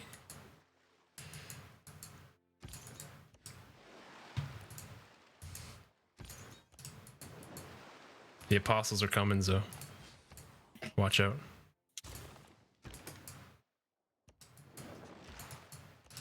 Don't think I didn't forget about you, Carl. I need to find someone to Photoshop like an apostle army, like a debater and a proselytizer just rolling up, looking all hip. Whenever I go for religious victories, though, every time I do it, I'm like, this might be my favorite victory condition. Once you get like the two sets of apostles, one with debater, right, who can get all the influence and religion transfer just by killing all the other units, and then one with proselytizer, so you can selectively make sure that in the main cities with high population, you're getting rid of the other religion at 75% efficiency or whatever it is, or 170, like the extra efficiency. Yeah. It feels so good. There's very few victories more satisfying than that feeling when you're powering through a religion one. All right, Zo, do you want to call it, buddy? I would love to call it. Okay. All right. Like I have no doubt, Moy, in like 5 or 6 turns you'll take out the city. No doubt. This empire's in their death throes. I have 2 cities are about to flip. And then I'll be reduced to mere Van Bradley status. Once that happens. Wow. Well, I am actually sending my army to know we love Carl. Oh, my camera just froze. I'm sending my army to know we love Carl at this present moment because it's down to really low strength. I figured I would capture it and return it to its rightful owner. Oh, wow. Oh, it's actually back up to 61, but it was like 27 for a little bit. It was 27 for a while, yeah. He'll take it and return it. All right, well, I think we're gonna call it here. I think it's safe to say that Zo is last place, and that's all that really matters in this game. So it doesn't matter anyone else. Carl wins. Hooray! Carl wins. Carl wins! Oh no! I mean, Moy is doing very, very well in this game with his 25 science. I think that's peak efficiency right there. I will take second place. Okay, all right. I'll gladly take first place, especially when Zo is last place. That's the best part. All right, well, the best place. Let's go into the talking screen here. Let's wrap up. Carl, I just want to hear what your final thoughts are on the New Frontier Pass and like the whole journey for you before we wrap up here. How is it for you? It's been a really awesome journey. It's been a lot of fun working on the project and seeing the community's response to the project. Seeing all the hype for all the different sims and different content that we've been releasing, like the game modes. It's been a lot of fun and a great time interacting with all of you guys. So thank you for inviting me onto the show. It's been a lot of fun tonight. Well, thank you for coming on it, and thank you for making a fantastic game, and for making in the New Frontier Pass, which has been a blessing among everybody in the community. It's something that no one, I think, expected at all. I know when Zo and myself started this show, we had no idea that something like this would happen, and it's probably been the best thing that has happened since we started. So thank you on the opposite end. Carl, though, where can the people find you? Social media. At Borderline with a 0 for the O and a 1 for the I. If you check out at @CivGame. It's pretty easy to find me because they tag me sometimes in their social media posts as well. So. And then Van Bradley, thank you for stepping in when Nystagmus had Thanks a lot, no Van Bradley. power. No worries. Being Always a big happy to be on. bro. Where can the people find you? Twitch.tv/Van Bradley is where we stream at. We're going to be doing some fun AIPL action tomorrow, which should be interesting. Van Bradley on YouTube, and then at Van Bradley Games on Twitter as well. Zo. Well, that's it for tonight, right? Is it that you wanted me to comment on something, Moy? I don't know, just wrap it up. Then why don't we wrap it up, Moy, by you talking about the Tweety Bird and the test tube baby that we have. But why don't we just cover it all right now? Just like spit it out. You do it. You go ahead. Get it all done. Guys, you can follow us on Twitter. It's where you get all your TheCivShow and Civilization updates. At TheCivShow. You can also follow us and subscribe to our YouTube. It's where we post VODs and created YouTube content, like Better Know a Leader, a historical piece that Nystagmus does. New one coming out soon, TM. And then finally, you can connect with us on Discord. That's where the TheCivShow watering hole is. It's where we like to meet everybody, and it's a very intimate experience. So thank you, both Van Bradley and Carl, for being on the show. Round of applause for those two. Thank you very much, guys. No worries. Thank you for having me. All right, I'm gonna quickly find somebody to raid. So if you're an audience member, stick around for you guys. Let's wrap up. So say goodbye to everybody. Let's make somebody. Goodbye, everybody. Oh, I know who to raid. Okay, I know who to raid. Bye.